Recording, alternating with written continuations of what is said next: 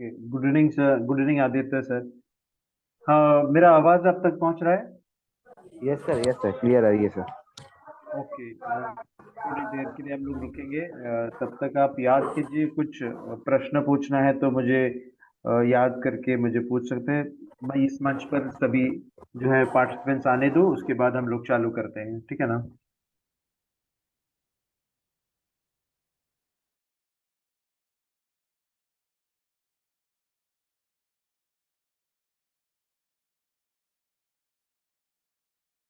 कुछ भी आपके मन में सवाल आ जाए, थोड़ी देर के बाद जब मेरा सेशन चालू होगा तभी आप पूछ लेना। कुछ भी आ जाए, जो भी हम लोगों ने कवर की थी उसके चलते कोई भी दिक्कत आ गई तो आप पूछ लेना, क्योंकि आप और हाँ, मैं एक रिक्वेस्ट करना चाहता हूँ यहाँ पे। आपके पास एक किताब, तो ऐसा किताब रखिए जहाँ पे नोट करके रखिए, और आपके पास पेन और पेंसिल भी रहना चाहिए, जो कि कोई कैंसिल करनी हो, कोई चीज़ों को आपको कैंसिल कराना हो तो पेंसिल रखिए, और कुछ लिखना है तो फिर आप पेन रखिए, ताकि भविष्य में वो काम आ सकता है आपका। ठीक है। हमेशा मैं बोलता हूँ, हमेशा एक रजिस्टर मेंटेन कीजिए करके, जब भी आप ट्रेडिंग करते हो तभी भी आपके पास एक रजिस्टर होना जरूरी है। वो तो अलग सा रजिस्टर होना जरूरी है जो कि कोई भी उठा नहीं सकते। हालांकि आप भी उठा नहीं सकते, वैसे एक रजिस्टर रखना होगा आपको, आपके पास। और मैंने मैंने एक और रिक्वेस्ट की थी। ये है कि बहुत सारे पार्टिसिपेंट्स जो हैं वो मोबाइल से अटेंड करते हैं, है ना? बहुत सारे पार्टिसिपेंट्स जो हैं, सर और मैडम, मोबाइल से अटेंड करते हैं। तभी क्या होता है, कहीं ना कहीं आपको कॉल आ जाता है या फिर इंटरनेट का कनेक्टिविटी चला जाता है। आप फ्लाइट मोड में रख नहीं सकते। जैसे फ्लाइट मोड में आप रखते नहीं हो, जूम मीटिंग उसी मोबाइल में जब आप अटेंड करते हो, तभी हो सकता है आपको कॉल आ जाए, हो सकता है कोई इंटरप्शन हो जाए। तभी मैंने देखा है कि जब पार्टिसिपेंट्स जब पहले जब आता है, तभी लगभग ये 80 पार्टिसिपेंट्स रहता है, 80-90 भी रहता है कभी कभी। तभी धीरे धीरे ना एक 10 मिनट के अंदर ही वो 70 हो जाता है। तो हो सकता है टाइम के वजह से ये 9 बजे हम लोगों ने रखा है, इसलिए कि बहुत सारे लोग इसमें पार्टिसिपेट हो जाएं। तो मुझे ऐसा लग रहा है कि 9 बजे भी ठीक नहीं है, तो आप मुझे बता दीजिए कौन सा समय अच्छा रहेगा। मुझे ऐसा लग रहा है, एक और मेरा एक विचार है, यदि आपके पास लैपटॉप या फिर पीसी नहीं है, पर्सनल कंप्यूटर नहीं है या लैपटॉप नहीं है, तो आप अटेंड कीजिए ज़रूर, लेकिन जब कॉल किसी का आ जाता है तो फिर आप उसको अटेंड ना कीजिए। या फिर कॉल आ जाता है तो आप अटेंड करके आप बोल दीजिए कि कोई मीटिंग में है करके। या फिर ऐसे कीजिए कि कोई और मोबाइल से आप देख लीजिए जहाँ पे आपका कॉल आता ही ना हो। तो यही मेरा सजेशन है, ठीक है ना? तो थोड़े और मुझे फीडबैक आ गया था कि सर जो है, जिनके पास MT4 नंबर नहीं है, जो रजिस्ट्रेशन नहीं किया है, कोई दिक्कत नहीं, आप ज्वाइन कर सकते हैं, ठीक है ना? ये जो मंच है, ये मंच हम लोगों ने इसलिए रखा है कि स्टार ट्रेडर के वजह से आपको जो है ट्रेनिंग मिल रही है। इसका मतलब ये नहीं कि ट्रेनिंग लेके कहीं और पे जाके रजिस्ट्रेशन कराना है। आपको रजिस्ट्रेशन स्टार ट्रेडर में ही करनी है। और एक मैं बात बोलना चाहता हूँ, कल आज तो टाइम नहीं मिलेगा आपको। आज जो है हम लोगों का सेशन तो कंप्लीट करना है, तो कल जा करके मैं डेमो अकाउंट क्रिएट करके दे दूंगा आपको। डेमो अकाउंट आपको क्रिएट करके दे दूंगा, जहाँ पे डेमो अकाउंट में आप जो भी स्ट्रैटेजी हम लोग चर्चा करेंगे वो तुरंत ही आपको एप्लीकेबल करना होगा। नहीं, ये 6.5 घंटे जो है वो तो नेशनल स्टॉक एक्सचेंज का है। मैं तो अभी तो डेली नहीं, मेरा चालू नहीं किया है मैंने, ठीक है ना? तो वो तो 6.5 घंटे का जो है नेशनल स्टॉक एक्सचेंज का है, बॉम्बे से किसी ने यहाँ पे लिख के रखा हो कि मैं उसका जो है नेटवर्शन। चलिए। सर ये MCX कमोडिटी कॉन्ट्रैक्ट्स क्या है? कौन सा? जैसे MCX कमोडिटी कॉन्ट्रैक्ट।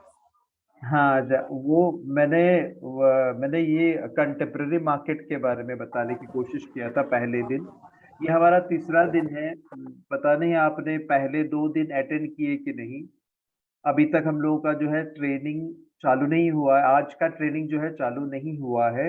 अभी सिर्फ हम लोग जो है बातें कर रहे हैं। तो ये एमसेक्स कम्युनिटी के बारे में हम लोगों ने चर्चा किया था पहले दिन। क्योंकि हम लोग जब भी आप फॉरेक्स में काम करते हो तो फर्क तो चाहिए ना कुछ तो फर्क चाहिए, जहाँ पे भारतीय जो एमसीएक्स कमोडिटी को छोड़ के आप क्यों फॉरेक्स में आना चाहते हो, तो उसका तो वजह चाहिए। तो वजह दिखाने के लिए मैंने एमसीएक्स कमोडिटी का नाम लिया है। तो वहाँ पे वजह भी है, और टाइम का भी एक दिक्कतें होती है लोगों को कि टाइम काफी कम है ना। इंडियन भारतीय मार्केट में काम टाइम जो है काफी कम है। वो तो हम लोग ट्रेनिंग के दौरान मैं बार बार रिपीट करता जाऊंगा, तो आप चिंता मत करो। वो हम लोगों ने फर्स्ट सेशन में कंप्लीट की थी। अभी तो सेकंड सेशन भी हो गया कल। ये अभी तीसरा सेशन है, ठीक है ना। चलिए ये तो हम लोगों ने कवर की थी। अभी और रुकते हैं थोड़ा, क्योंकि अभी और पार्टिसिपेशन तो पार्टिसिपेंट्स आना बाकी है। तो लगभग जो है 57 पार्टिसिपेशंस ही आ गए हैं। तो देखते हैं 70-80 तक रुकते हैं हम लोग, या फिर हम लोग चालू करेंगे। तो ये मैं अभी रिवाइंड करता हूँ, जो भी हम लोगों ने 2 दिन में सीखा था वो फास्ट में कर लेते। ये एक टॉपिक लिया था हम लोगों ने, क्या फर्क है, क्या समय का फर्क है, और फॉरेक्स और हमारे भारतीय मार्केट में क्या अंतर है, वो भी हम लोगों ने देख लिया था। जो कि 24 घंटे का लिक्विडिटी भी हाई है, और शॉर्ट पोजीशन कैरी नहीं कर पाओगे, यहाँ पे कैरी कर सकते हो। हेजिंग पॉसिबिलिटी है, लिवरेज ज्यादा इस्तेमाल करते हो, ये सब हम लोगों ने देख लिया। और हम लोगों ने ये भी यहाँ पे देख लिया कि फॉरेक्स होता क्या है। फॉरेक्स आमतौर पे ओटीसी एक प्रैक्टिस होती है, ओवर द काउंटर, जहाँ पे आपका इंडियन रुपीस आप बेचने के बाद जब आप यूएस डॉलर अपनाते हो, तभी हम लोग बोलते हैं कि फॉरेक्स हो गया, बोले तो फॉरेन एक्सचेंज हो गया करके। वही फॉरेन एक्सचेंज उसको बोलते हैं OTC, over the counter transaction बोलते हैं हम लोग, ठीक है ना। तो हम लोगों ने देख लिया वो भी। और फॉरेक्स ऑनलाइन क्या है वो भी हम लोगों ने इंट्रोडक्शन कल देख लिया था, जो कि वो decentralised online trading of various currency pairs हैं।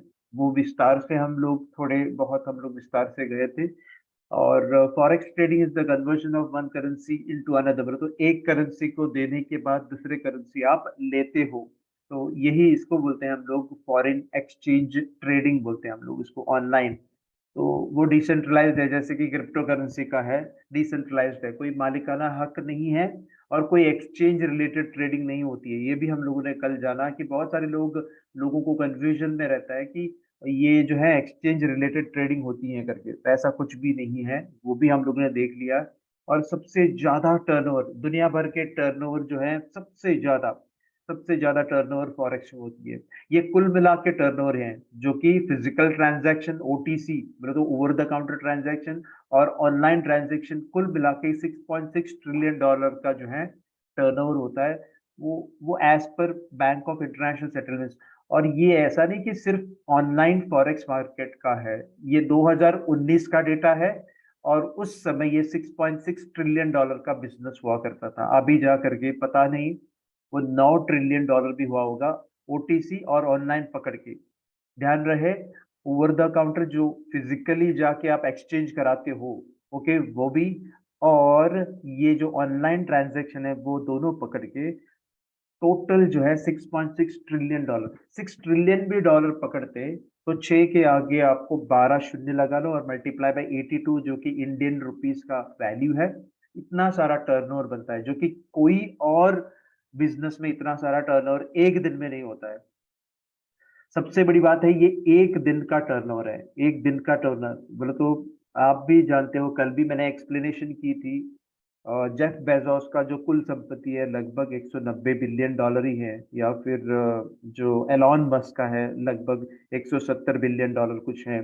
तो वो तो चढ़ता है नीचे उतरता है, वो तो उनका जो शेयर वैल्यूएशन है, शेयर प्राइस है, उसके वजह से उनका जो है ऊपर नीचे हो जाता है, या सेल्स शूट अप जब करते हैं तब ऊपर नीचे हो जाता है। लेकिन सिर्फ और सिर्फ 200 बिलियन है, और हम लोगों के लिए, इंसानों के लिए 200 बिलियन डॉलर बोला तो बहुत हो जाती है, बहुत हो जाती है। लेकिन ये फॉरेक्स से आप कंपेयर करते हो तो एक दिन का जो है टर्नओवर उन लोगों के जो कुल संपत्ति है, जो 10 साल में या 20 साल में जो उन्होंने पाया था, उससे कहीं गुना ज़्यादा एक ही दिन का टर्नओवर हो जाता है।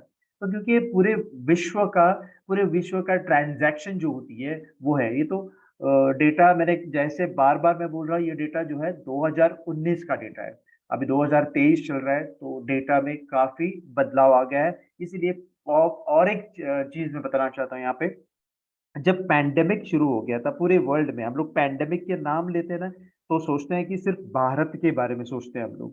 पैंडेमिक जैसे ही शुरू हो गया, सभी लोग घर पे थे। सभी लोग घर पे ही थे और घर से ही ऑपरेट कर रहे थे। तो इसी दौरान फॉरेक्स का बूमिंग हो गया। फॉरेक्स ट्रांज़ैक्शन जो कि ओटीसी प्रैक्टिस भी ऑनलाइन ही हो गया है। ओटीसी प्रैक्टिस भी ऑनलाइन ट्रांज़ैक्शन हो गया। और जो कि फॉरेक्स ऑनलाइन ट्रेडिंग प्रैक्टिसेस जो था, वो सबसे ज़्यादा हो गया, ट्रांज़ैक्शन सबसे ज़्यादा हो गया। इसी वजह से जो हम लोगों ने यहाँ पे $6.6 ट्रिलियन जो लिखा है, वो तो रजिस्टर्ड जो ब्रोकिंग हाउसेस हैं या रजिस्टर्ड एक्सचेंजर्स हैं, उनके और रजिस्टर्ड सेंट्रल बैंक्स या कॉर्पोरेट बैंक्स हैं या विश्व के जो भी बैंक्स हैं, उनके जो डेटा है वो है। यदि आप ब्लैक मार्केट को पकड़ेंगे तो कहीं गुना ज़्यादा ट्रिलियन डॉलर के जो है ट्रांज़ैक्शन एक दिन में हो जाती है। तो इसमें अगर कोई शामिल हो जाता है, तो कोई हारने की नौबत नहीं है। अगर आपके पास अच्छा स्ट्रैटेजी हो, जो हम लोग डीलिंग करेंगे, जो अच्छी स्ट्रैटेजी के बारे में, अगर आपके पास अच्छा स्ट्रैटेजी हो या मैं जो आपको बताने की कोशिश करूँगा, अगर वो प्रैक्टिस आप करते हो, तो 100% आप कामयाब हो सकते हो, 100%। तो मैं पूरा डिटेल के साथ मैं आपको समझाने की प्रयास करूँगा। फॉरेक्स ट्रेडिंग में इंट्राडे बोले तो डे ट्रेडिंग या फिर पोजिशनल ट्रेडिंग या फिर जो है short term trading, swing trading और लॉन्ग टर्म ट्रेडिंग में कैसे आप पैसे कमा सकते हैं, वो सारा जानकारी आपको दे दूँगा। ठीक है? चलिए, मेरी आवाज़ आप तक पहुँच रहा है? Yes, sir. Okay, Yes, sir. Yes sir. Okay. आप अभी म्यूट कर सकते हैं, अभी तो काफ़ी सारा जो है सर आगे है, मेरा सेशन अभी मैं चालू कर रहा हूँ। अभी तक मैंने जो किया था वो सिर्फ़ एक इंट्रोडक्शन था। चलिए, मैंने ये भी कहा था कि फॉरेक्स सुनते ही आप टूट पड़ना नहीं है। फॉरेक्स सुनते ही आप ऐसे जो है मैं 0.01 का लॉट साइज़ लेके खेलना चाहता हूँ या 1 स्टैंडर्ड लॉट लेके खेलना चाहता हूँ, वैसे टूट मत पड़िए। आपको सीखने की ज़रूरत है, ओके? सीखना है। जैसे ये जो इंसानों के जो डॉक्टर हैं, जो भी डॉक्टर है, वो सर्जन बनने के बाद भी वो क्या वो क्या करते हैं पता है आपको? बिल्कुल बिल्ली या जो है जो भी जो जानवर है उनके साथ वो प्रयास करता है कोई डिसेक्शन करके या सर्जरी करके पहले दिनों में, उसके बाद जाकर के वो रियल ऑपरेशन करते हैं। तो वैसे यहाँ पे भी ना कोई इंसान नहीं है, लेकिन आपके खुद के पैसे से आप खेल रहे हो। प्यार कर आपके पै सर आपका आवाज़ आ रहा है।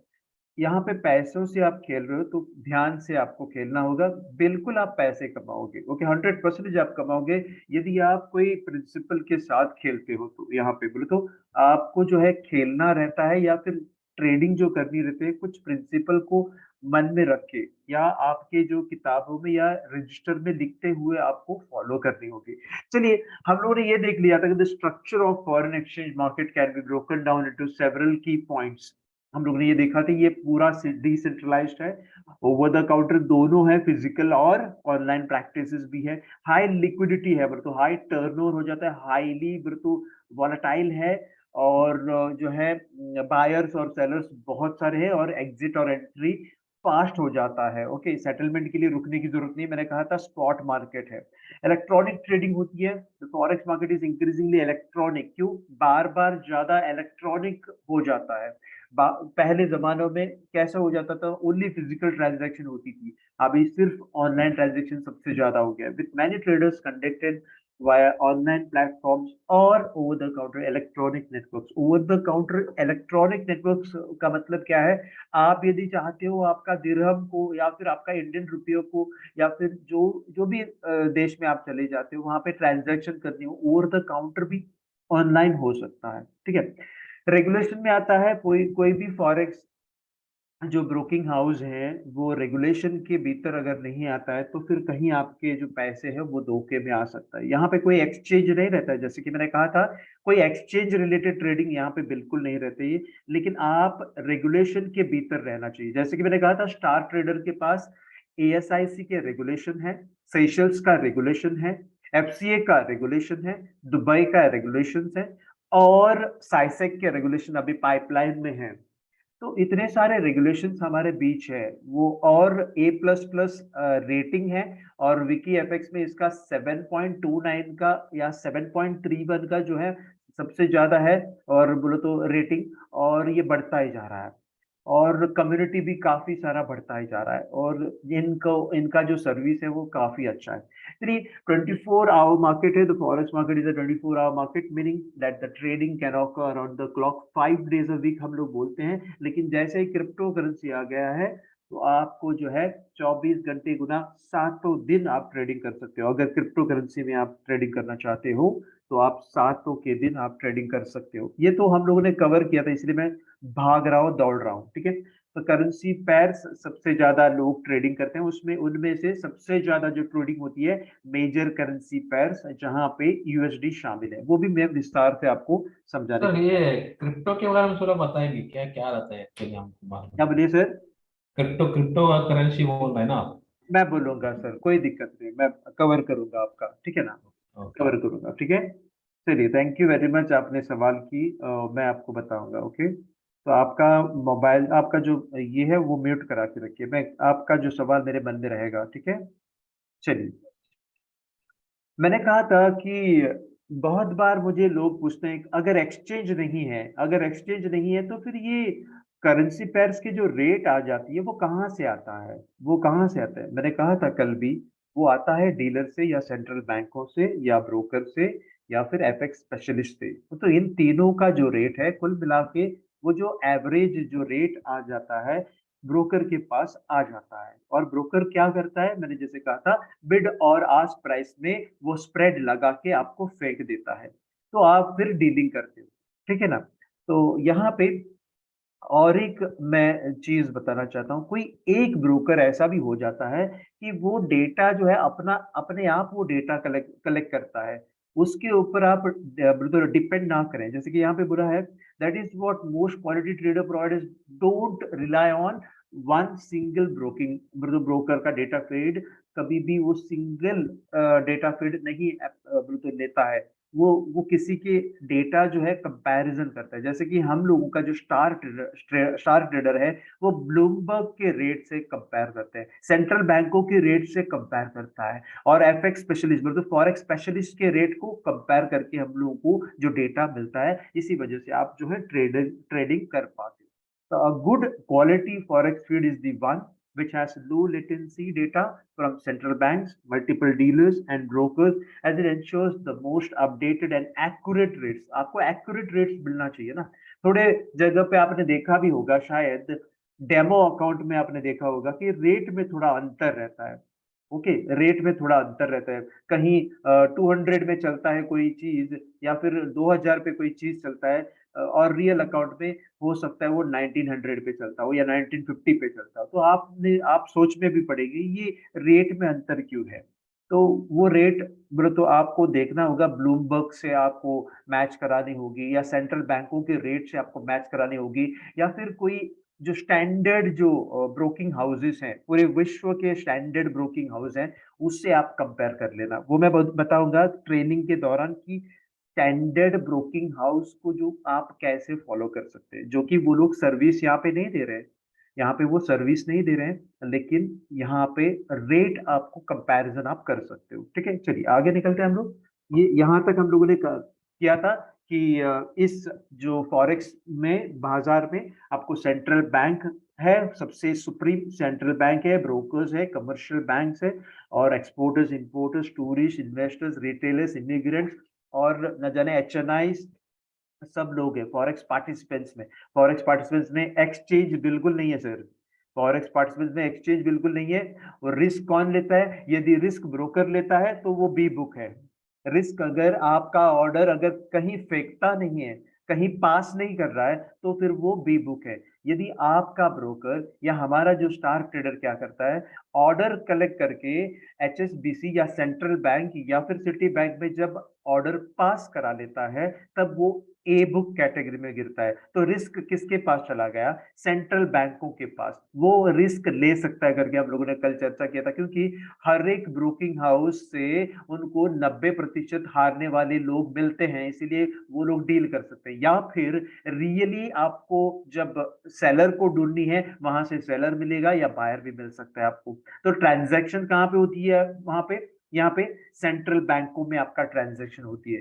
यदि ब्रोकिंग हाउस खुद पे लेता है, बोले तो सोचता है कि बायर, जो भी बायर है और बायर बाय करता है, तो सेलर कौन है? सेलर खुद अगर ब्रोकर बनता है तो उसको बोलते हैं बी बुक प्रैक्टिस। ओके, वैसे हाइब्रिड मॉडल भी है, वो तो आगे चल के मैं बताऊंगा। हाइब्रिड मॉडल क्या है, डीलिंग डेस्क मॉडल क्या है, ए बुक का पूरा फंक्शनैलिटी, बी बुक का पूरा फंक्शनैलिटी मैं सारा बताऊंगा। तो ये होता है कि बहुत सारे लोग मुझे पूछते हैं कि बी बुक प्रैक्टिस ये गलत है क्या? अगर ब्रोकिंग हाउस के पास करोड़ों क्लाइंट है, करोड़ों क्लाइंट है, सैकड़ों क्लाइंट है, तो वो रिस्क ले सकता है, क्योंकि उनको भी पता है कि 90% लोग हारने वाले हैं, 10% लोग जीत जाते हैं, उनको तो पैसे दे सकते हैं। तो अगर ब्रोकिंग हाउस के पास सैकड़ों क्लाइंट है, तो वो रिस्क ले सकता है। यदि ब्रोकर के पास सैकड़ों क्लाइंट नहीं है, तो फिर वो रिस्क नहीं ले सकते, क्योंकि वो जो है, जितना ये जो 10% लोग कमाते हैं, यदि उसका जो कमाई 10% लोग जो कमाते हैं, वो सबसे ज़्यादा अगर कमाई होती है, जो हारने वाले से ज़्यादा अगर कमाई होती है, तो फिर ब्रोकिंग हाउस खत्म हो जाएगा। तो इसीलिए हमारे जो स्टार ट्रेडर कंपनी है, कभी अपने आप वो ऑर्डर्स लेते नहीं है, तुरंत लिक्विडिटी प्रोवाइडर को या फिर बैंकों को वो पास करा देता है। इसलिए जो मैं एक और चीज़ मैं बताना चाहता हूँ, यहाँ पे ऐड कराना चाहता हूँ। देखिए, यहाँ पे कौन-कौन शामिल है? ये जो ब्रोकर के पास 2-3 ऑप्शन हैं। ब्रोकर के पास 2-3 ऑप्शन क्या है?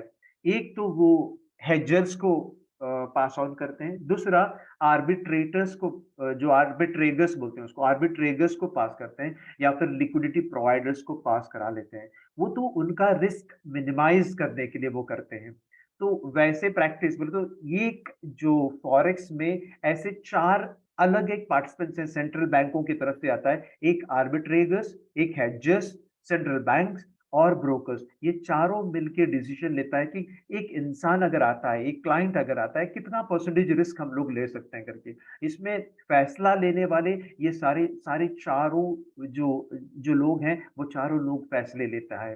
वो अंदर की बात है ये, ठीक है ना? वो तो मैं बाद में एक सेशन ही ले लूँगा, या कैसे ये प्रोसेस चलता है करके। लेकिन आप बिल्कुल संकोच ना करें, हमारा जो स्टार ट्रेडर है, वो फुल्ली रेगुलेटेड रेगुलेटेड कंपनी है, इसीलिए आपको कभी भी धोखा नहीं होगा। ये तो हम लोगों ने कवर किया था कल, ओके?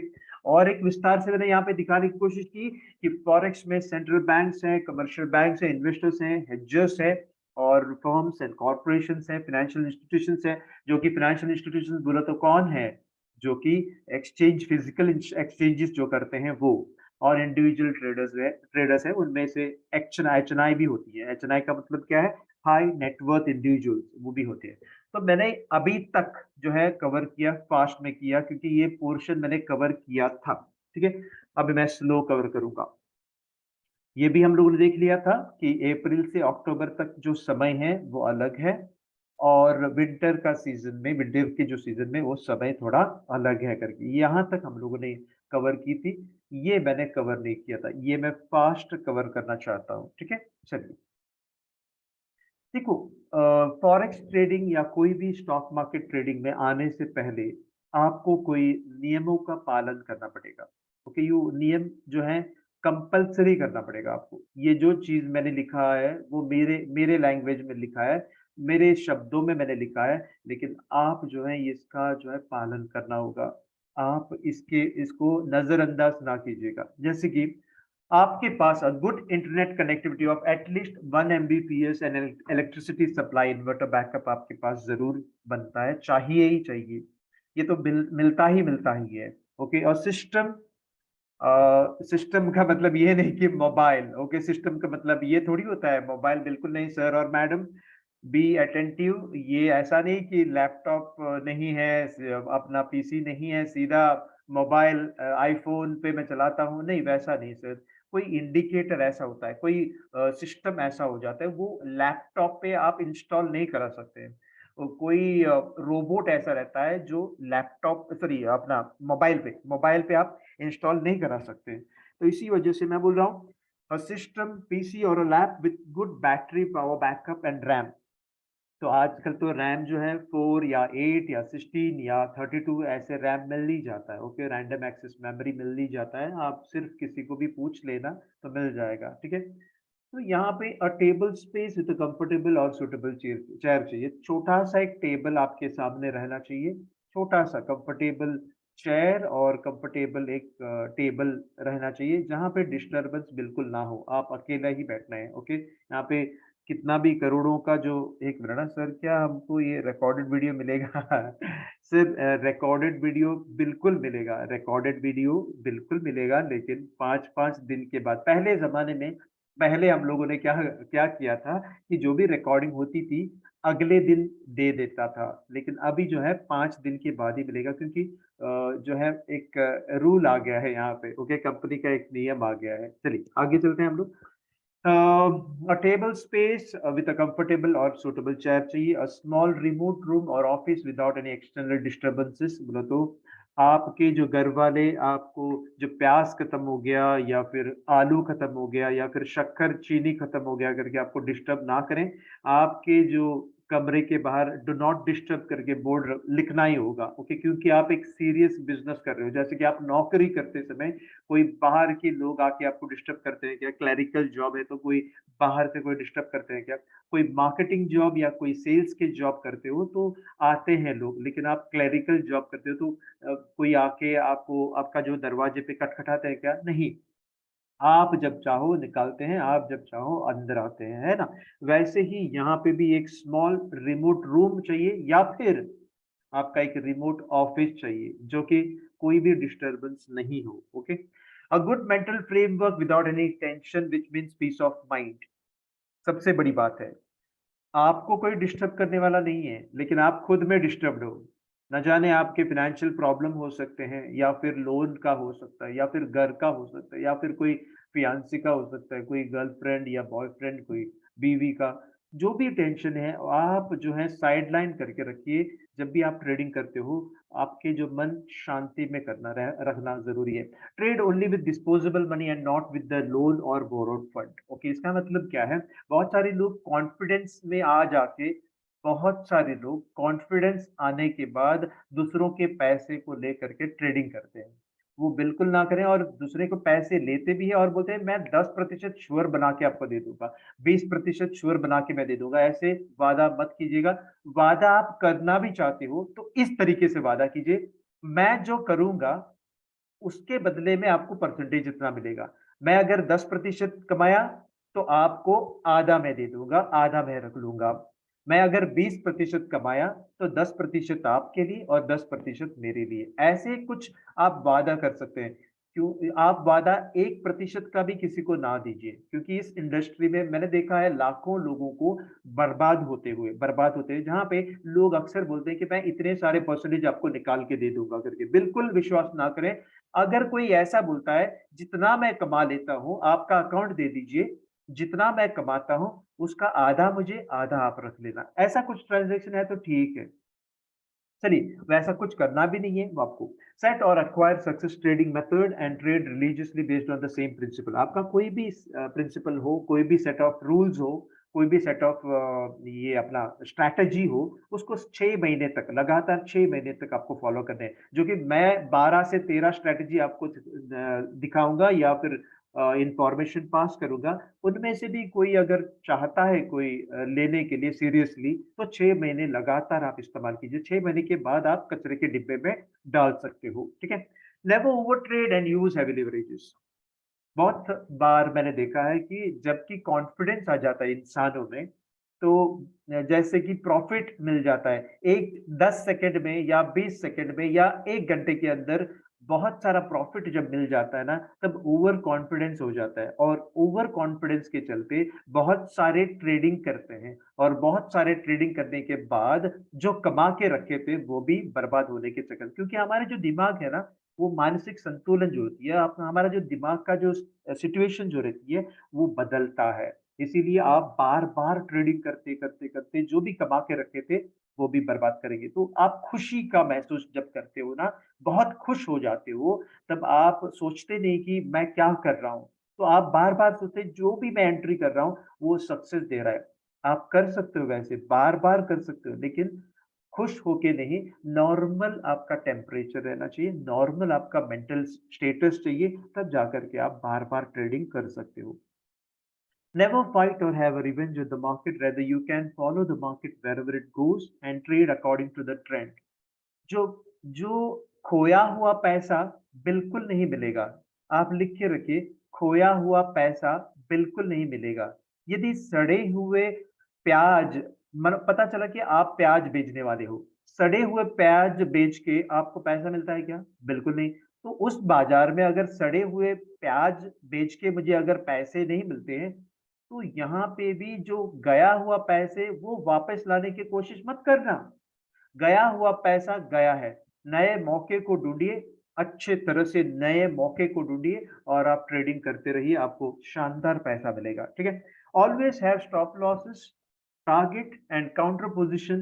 काउंटर पोज़ीशन देखो, भारत में काउंटर पोज़ीशन हम लोग ले नहीं सकते और अगर काउंटर पोज़ीशन लेनी है, it will be eight the cost of, मतलब कोई और इंस्ट्रूमेंट के चलते आपको, कोई और इंस्ट्रूमेंट को लेकर के आपको बचानी होगी। जैसे कि स्टॉक को बचाना है, तो आपको फ्यूचर लेना होगा और अगर स्टॉक को बचानी है, तो ऑप्शंस लेनी होगी। तो at the cost of premium, at the cost of premium, मतलब at the cost of time डीके, मतलब आपका बर्बाद तो हो ही रहा है, एक तरफ से स्टॉक आपका बर्बाद ही हो रहा है और ऊपर से प्रीमियम जो है ऑप्शंस में और फ्यूचर्स में, वो लेकर के आप जो है और बर्बाद होने के चक्कर में रहता है। लेकिन यहाँ पे फॉरेक्स में आपको काउंटर पोज़ीशन लेनी है, बचानी है कोई पोज़ीशन को, तो आप नॉर्मल हेज करा सकते हो या फंडामेंटल हेज करा सकते हो या फिर कोरिलेटेड पेयर्स के हेज करा सकते हो। ये कोई भी हेज पॉसिबल है सर। तो ताकि आपका जो जो लूजिंग पोज़ीशन है उसको बचा सकते हैं। तो ये मैंने चुने हुए पॉइंट्स में लिखे हैं। इसके अलावा बहुत सारी चीज़ें हैं, वो तो मैं जो ट्रेनिंग के दौरान एक-एक करके मैं आपको शेयर करता जाऊँगा, ठीक है ना?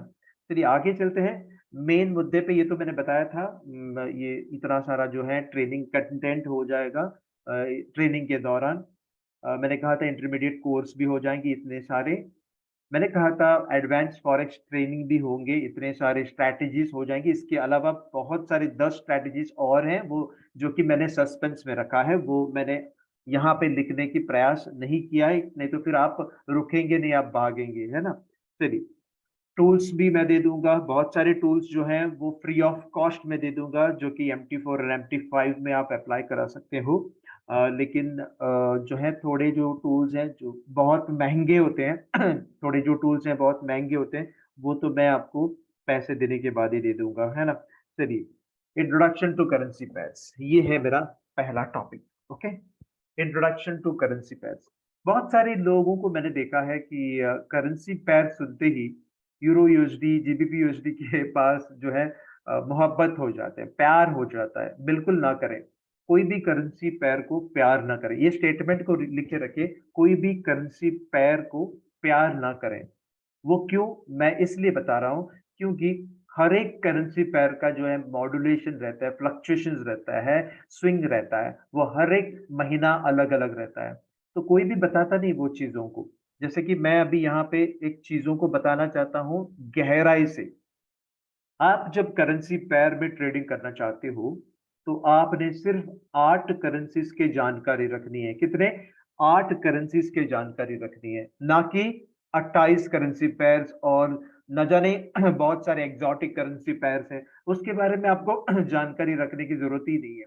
आपको सिर्फ और सिर्फ 8 करेंसीज़ के बारे में जानकारी रखनी है। ये 8 करेंसीज़ 12 महीने तक क्या करता है? 8 करेंसीज़ 12 महीने में कैसे स्विंग लेता है? कैसे फ्लक्चुएशंस लेती है, ये जानना जरूरी है। ओके, ये सारा डिटेल में आपको मैं समझाने की प्रयास करूंगा यहाँ पे। तो यदि करेंसी पेयर में काम करना चाहते हो तो सिर्फ और सिर्फ 8 करेंसीज के बारे में जानकारी लें। एक ये करेंसी जो है वो सबसे बड़ी करेंसी है, वो यूरो है। Euro represents 19 countries of European union.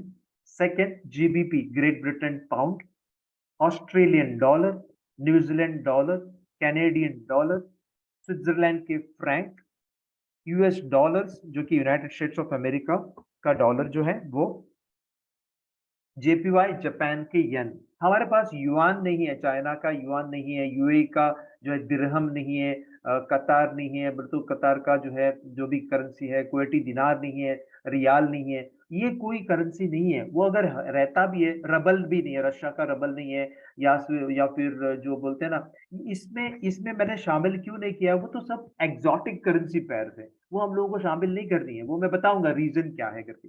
ये 8 करेंसीज के पीछे आप भागो और इस तरीके से भागो कि उनका एक एक जो मूवमेंट है, स्विंग है, वो आपको पता पता रहना चाहिए। ओके, इसके लिए मैं और एक चीज बताना चाहता हूँ यहाँ पे, वो है मार्केट सीजनैलिटी। मार्केट सीजनैलिटी का मतलब क्या है? किसी ने आपको बताया भी नहीं होगा कि मार्केट सीजनैलिटी क्या है, क्योंकि बहुत ज्यादातर लोग क्या बोलते हैं पता है आपको, यहाँ पे बाय कर लेना, यहाँ पे सेल कर लेना। जो बोलते हैं ना, सपोर्ट पे बाय कर लीजिए और रेजिस्टेंस पे आप सेल कीजिए, ये तो आपको जो शिक्षा देता आ रहा है। लेकिन हम लोगों को ये मार्केट सीजनैलिटी के बारे में, हर एक करेंसी के मैं बोल रहा हूँ, करेंसी पैर के नहीं, हर एक करेंसी के जो है मार्केट सीजनैलिटी को जानना जरूरी है। उसका मतलब क्या है? Seasonality is the study of a market over time to establish if there is a regular and predictable change that occurs within the market, okay, within that market price every calendar year। इसका मतलब regular, आपको लगता है कि जो मार्च में AUD गिरेगा, मतलब एयूडी गिरेगा ही, तो आपको अंदाजा है पहले से ही कि मार्च महीना है भैया, तो ये जो है एयूडी जो है, ऑस्ट्रेलियन डॉलर जो है वो गिरेगा ही गिरेगा, तो सेलिंग साइड में बेहतर रहेगा। जो भी एयूडी यूएसडी है, सेलिंग साइड में रुकने से बेहतर रहेगा। तो every market experiences periods of either greater supply, ज्यादा सप्लाई होने वाले कोई महीना रह सकता है, और या ज्यादा डिमांड वाला कोई महीना रह सकता है through out a year, and it is this forces that drive seasonal patterns. तो पैटर्न्स बदलता है, हर महीना पैटर्न बदलता है, वो मैं डिटेल्स में आपको समझा दूंगा। Seasonality allows us to establish these periods to give us an indication ahead of time how a market could perform in the future। मतलब भविष्य में कोई भी करेंसी पेयर किस तरीके से मूवमेंट होगा, वो थोड़े हद तक आपको पहचान में आ जाएगा कि ऊपर जाएगा या फिर नीचे आ जाएगा। तो मैं एक नमूना दिखाना चाहता हूँ यहाँ पे, ये देखिए, ये नमूना देखिए। तो आप ये आपके सामने ये नमूना दिखाई दे रहा है? Hello, Yes, sir. देखिए, यस सर। मैं जहाँ पे, हाँ, Yes, sir. Okay, thank you sir. मैं जहाँ पे पॉइंटर रखा हूँ वो आप देख लीजिए, देखो, Australian dollar. Okay, Australian dollar, आप देखिए जहाँ पे ज्यादा लाल कलर है, देखो, मार्च में ज्यादा लाल कलर है और मई में ज्यादा लाल कलर है। सीजनैलिटी में बताता है कि ऑस्ट्रेलियन डॉलर मार्च में गिरता हुआ नजर आता है, अप्रैल में चढ़ता हुआ नजर आता है, वैसे ही, और ये जो जुलाई में चढ़ता हुआ नजर आता है। इसका मतलब आप don't take it for granted, ऐसे ही होगा करके आप मन में रखना नहीं है, लेकिन ऐसे हो सकता है बहुत बार। जैसे कि मैं आपको यूएस डॉलर का, यूएस इंडेक्स का मैं बता रहा हूँ, यूएस डॉलर इंडेक्स के बारे में बता रहा हूँ, आप भी देख लीजिए सर। यूएस डॉलर इंडेक्स जो कि फरवरी में चढ़ता हुआ नजर आता है, मई में चढ़ता हुआ नजर आता है, फिर गिरता हुआ नजर कब आता है? अप्रैल में गिरता हुआ नजर आता है, और जुलाई में गिरता हुआ नजर आता है, और दिसंबर में भी गिरता हो। क्यों? क्योंकि फाइनेंशियल ईयर एंडिंग जो होती है वो दिसंबर में होती है। कहाँ पे? अमेरिका में। तो इसी वजह से वो गिरता हुआ नजर आता है ना? तो गिरता है करके यूएसडी जेपीवाई क्या होगा? यूएसडी जेपीवाई अगर करेंसी पेयर में आप करना चाहते हो, यूएसडी जेपीवाई को क्या होगा? नीचे गिरेगा। वहां पे एक्टिविटी क्या होगा? वहां पे यूएसडी नीचे जा रहा है और जेपीवाई ऊपर जा रहा है। यूएसडी नीचे जा रहा है और जेपीवाई ऊपर जा रहा है। इसी वजह से ये जो साइकिल है, ये आपको जानना ज़रूरी है ताकि एक थोड़ा-सा आप मतलब कटिंग एज जो बोलते हैं ना, थोड़ा दूसरों से अलग आप ट्रेडिंग कर पाओगे। इसके मतलब ये नहीं कि ये जो भी मैंने लिख के रखा है, वो उसी तरीके से होगा, नहीं। ज़्यादातर ऐसे होता है इस महीने में। तो आपको जो ग्रीन कलर है, सबसे ज़्यादा ग्रीन और सबसे ज़्यादा रेड, उसको नोट करके लेना है। देखिए 10 साल का डेटा है ये देखो, 10 साल का डेटा पहचानिए सर। देखो यहाँ पे देखिए, ये 10 साल से एवरेज आप देखा जाए तो अगस्त में चढ़ता हुआ नजर आ रहा है। अगस्त में यूएस डॉलर्स चढ़ता हुआ नजर आता है। तो इसका मतलब यूएसडी कैड चढ़ेगा, यूएसडी जेपीवाई चढ़ेगा, यूएसडी सीएचएफ चढ़ेगा, एयूडी यूएसडी गिरेगा, जीबीपी यूएसडी गिरेगा या यूरो यूरो यूएसडी गिर सकता है। तो इस तरीके से आपको पहचानना है किस में आप शामिल हो सकते हैं करके, और स्ट्रेंथ आपको पहचानना जरूरी है। ये स्ट्रेंथ पहचानने के लिए ये एक रास्ता है। दूसरा रास्ता मैंने लाइव डेटा में देने की वादा कर रहा हूँ। लाइव करेंसी के लाइव डेटा कहीं पे भी नहीं मिलता है। लाइव डेटा करेंसी के कहीं पे भी नहीं मिलता है। एक जगह मैं ऐसा दिखाऊंगा जहां पे लाइव करेंसी के डेटा, करेंसी पेयर का नहीं, करेंसी पेयर का तो डेमो अकाउंट में भी मिल सकता है, रियल अकाउंट में भी मिल सकता है, आपके MT4 या MT5 या ट्रेडिंग व्यू में भी मिल सकता है, या जो है कोई भी जो है चार्टिंग प्लेटफॉर्म निंजा ट्रेडर्स हो गया, एमी ब्रोकर हो गया, या फिर एस ट्रेडिंग हो गया, कोई भी ट्रेडिंग या वेब बेस्ड ट्रेडिंग हो गया, वहां पे भी आपको जो है जो डेटा मिल जाता है करेंसी पेयर का। मैं बोल रहा हूँ करेंसी के डेटा, करेंसी का डेटा जो है लाइव इंडेक्स का डेटा कहाँ पे मिलता है वो मैं आपको बताने के प्रयास करूंगा, ठीक है। तो ये जानकारी आपके सामने रखना जरूरी है जब आप खेलते हो। अंधा कानून यहाँ पे नहीं चलेगा सर, अगर करते हो तो आपका पैसा बर्बाद होने के चक्कर में जाएगा। तो ये कैसे इसको इस्तेमाल करना है वो मैं बाद में आपको ट्रेनिंग के दौरान आपको बताने की प्रयास करूंगा, ठीक है। चलिए आगे निकलते हैं हम लोग। तो 8 करेंसीज के चलते, 8 करेंसीज की वजह से आपको 28 करेंसी पेयर्स में ट्रेडिंग के मौके मिलते हैं। कितने? 28 करेंसी पेयर, जो कि मैंने सीरीज में लिखा हुआ है। देखिए, euro GBP, euro AUD, euro NZD, euro USD, euro CAD, euro CHF और यूरो जेपीवाई। ये सीरीज को भूलना नहीं है आप। ये सीरीज मैंने इस तरीके से लिखा है जहां पे 28 के 28 करेंसी आपके सामने खड़ा हो जाएगा। बहुत सारे लोग मुझे पूछते हैं कि क्या जीबीपी यूरो का जोड़ी बनता है क्या? कोई भी करेंसी पेयर में करेंसी नहीं रहती है, करेंसी पेयर में 2 पेयर्स रहते हैं, 2 जोड़ियाँ रहते हैं, सॉरी, जो 2 देशों के करेंसी रहते हैं। तो यूरो जीबीपी इसी तरीके से है, जीबीपी यूरो करके नहीं मिलेगा आपको ट्रेडिंग करने के लिए, एयूडी यूरो करके ट्रेडिंग करने के लिए नहीं मिलेगा, एनजेडी यूरो करके नहीं मिलेगा। तो इसी वजह से मैंने बार-बार बोलने की प्रयास किया कि जो लिखा हुआ है उसी तरीके से आपको 99% ट्रेडिंग प्लेटफॉर्म में इसी तरीके से मिलेगा।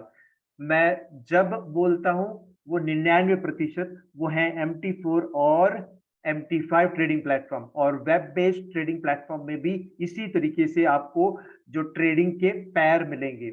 यदि आपको उल्टा कहीं नजर आ रहा है, जैसे कि ये एनजेडी एयूडी अगर कहीं पे भी अगर नजर आ रहा है, वो तो ट्रेडिंग व्यू में रह सकता है, या कोई एस ट्रेडिंग प्लेटफॉर्म में या निंजा ट्रेडिंग प्लेटफॉर्म में हो सकता है ऐसा उल्टा हो। लेकिन MT4 में और MT5 में और वेब बेस्ड ट्रेडिंग प्लेटफॉर्म में इसी तरीके से आपको मिल जाएंगे 28 करेंसी पेयर। आंख बंद करके आपको ट्रेडिंग नहीं करनी है, उसमें एक तरीका है, वो मैं धीरे ही सही आपको समझाने के प्रयास करूंगा। 28 करेंसी पेयर में से चुने हुए कोई करेंसी पेयर्स है जो कि सबसे ज्यादा तेजी या सबसे ज्यादा मंदी हो जाते हैं, वो कौन कौन से हैं? जहां पे भी यूएसडी शामिल है वो है, जहां पे भी यूएसडी शामिल है उनको बोलते हैं हम लोग मेजर करेंसी पेयर्स। वो कितने सारे हैं? 28 में से कितने सारे हैं? 7 हैं। मेजर करेंसी पेयर्स का मतलब जहां पे भी यूएसडी है, देखो euro USD, USD CAD, GBP USD, USD CHF, AUD USD, USD JPY और एनजेडी यूएसडी। कभी भी करेंसी पेयर्स में एक करेंसी नहीं होता है, एनजेडी एनजेडी नहीं रहता है, एनजेडी यूएसडी रहता है, एयूडी एयूडी नहीं रहता है, ये यूडी यूएसडी रहता है, क्योंकि एयूडी यूएसडी आप बेचना चाहते हो तो किसको आप बेच रहे हो? एयूडी को आप बेच के आप यूएसडी को अपना रहे हो। लोग अक्सर बोलते हैं कि मैंने एयूडी यूएसडी को खरीद लिया करके। क्या बोलते हैं? एयूडी यूएसडी को खरीद लिया करके। असल में आप खरीद किसको रहे हैं? खरीद रहे हैं आप एयूडी को खरीद रहे हैं और यूएसडी को आप बेच रहे हो। यूएसडी को बेच के एयूडी को आप अपना रहे हो। जैसे कि आईएनआर यूएसडी, भारत में आईएनआर यूएसडी जब आप बेचते हो तो आईएनआर को बेचते हो और खरीद रहे हो यूएस डॉलर्स को। क्यों खरीद रहे हो यूएस डॉलर्स को? क्योंकि आपको पता है कि यूएस डॉलर्स बढ़ने वाला है, इसलिए आप अपने हाथ का जो आईएनआर है, इंडियन नेशनल रुपी जो है, वो आप बेच के यूएसडी खरीद रहे हो। यहाँ पे आप एयूडी यूएसडी को खरीद क्यों रहे हो? एयूडी यूएसडी को खरीद क्यों रहे हो? क्योंकि आपको लगता है कि एयूडी बढ़ रहा है और यूएसडी घट रहा है। तो एयूडी यूएसडी का मतलब इसमें अंदर ही अंदर दो ट्रांजैक्शन होती है। जब एयूडी यूएसडी को आप बाय करते हो, ध्यान रहे, एयूडी यूएसडी को आप जब बाय करते हो तो एयूडी को आप बाय कर रहे हो और साइमल्टेनियसली उसी वक्त उसी पल आप यूएसडी को बेच रहे हो। तो वो तो बाद में मैं बताऊंगा, लेकिन मैं यहाँ पे ये बोलना चाहता हूँ कि मेजर करेंसी पेयर जो भी मेरे सामने आपके लिखा हुआ है, इसमें सबसे ज्यादा तेजी मंदी होती है। इसमें सबसे ज्यादा जो है लोग ट्रेडिंग करते हैं, सबसे ज्यादा लोग ट्रेडिंग यहीं पे करते हैं, ठीक है ना। तो रहा सवाल जो 21 करेंसी पेयर, वो कौन से हैं? वो है क्रॉस करेंसी पेयर, या उनको क्या बोलते हैं हम लोग? Minor currency pairs. Minor currency pair जो कि 21 करेंसी पेयर्स ये हैं। तो अक्सर मुझे पूछते हैं बस फॉरेक्स ट्रेडिंग में मेजर करेंसी पेयर्स और माइनर करेंसी पेयर्स या क्रॉस करेंसी पेयर्स ही हैं क्या?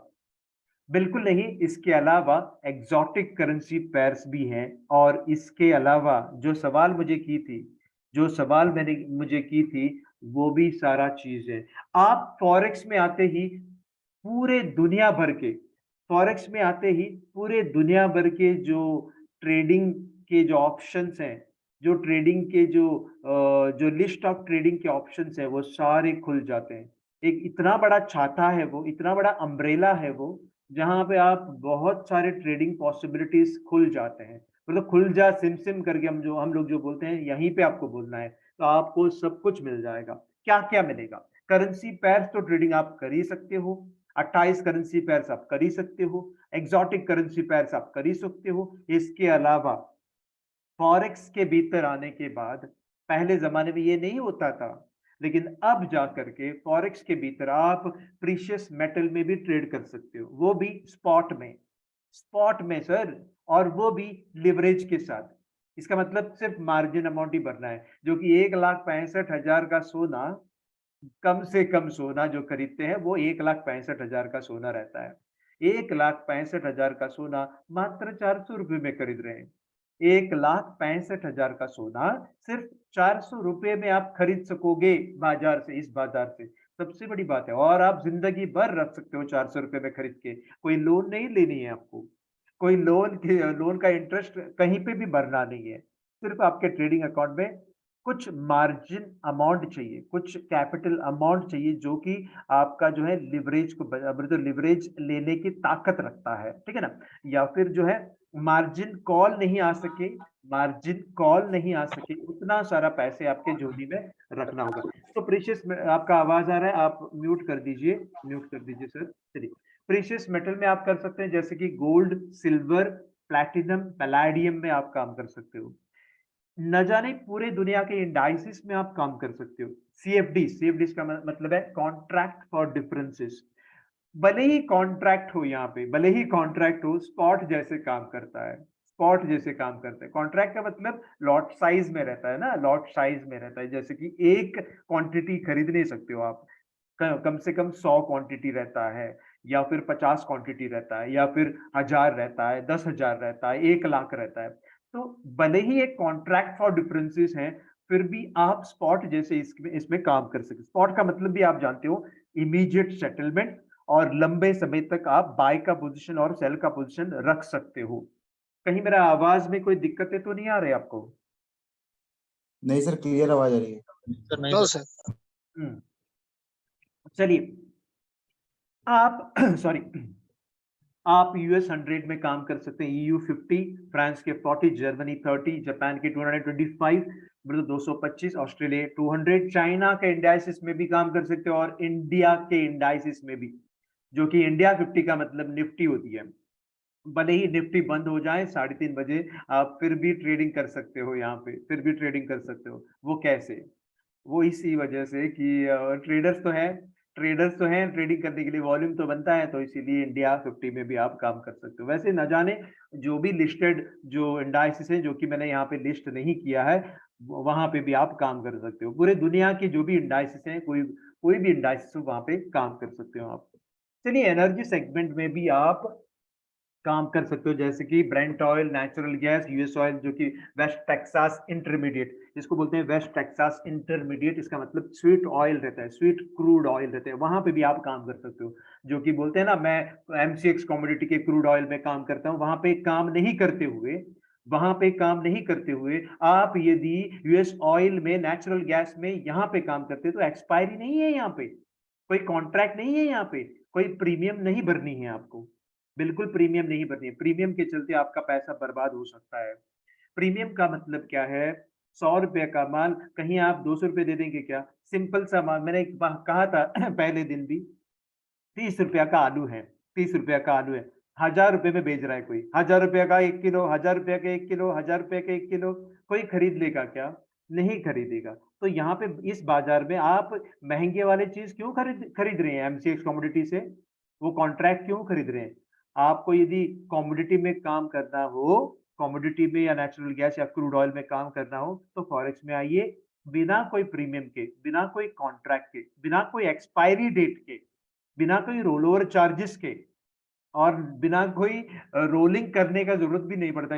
इस महीने का जो कॉन्ट्रैक्ट है, जनवरी का महीना फरवरी में ट्रांसफर करना है, फरवरी का महीना का मार्च में ट्रांसफर करानी है, मार्च का अप्रैल में ट्रांसफर करानी है। ये ट्रांसफर के चलते, बोले तो रोल ओवर के चलते, ट्रांसफर के चलते आपको प्रीमियम पे करना पड़ता है एमसीएक्स कमोडिटी में।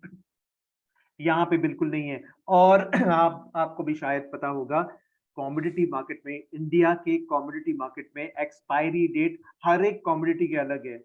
जिंक का, कॉपर का, एल्यूमिनियम का, गोल्ड का, सिल्वर का, पैलेडियम का, प्लेटिनम का, सबका, हिंडालियम का, सबका, ओनियन का, शुगर का, सबका अलग है, सबका अलग है। पता ही नहीं रहता है कि कब एक्सपायरी डेट है, और न जाने आपके माथे पे ये ठोक देता है कि 25% का आपको पेनाल्टी लगेगा करके। अभी तो आजकल ऐसा होता नहीं है, क्योंकि एमआईएस सिस्टम इंट्रोड्यूस किया है करके, लेकिन यहाँ पे वो नौबत नहीं आता है सर। मैं कितने बार बोलूं, वो नौबत नहीं आता है।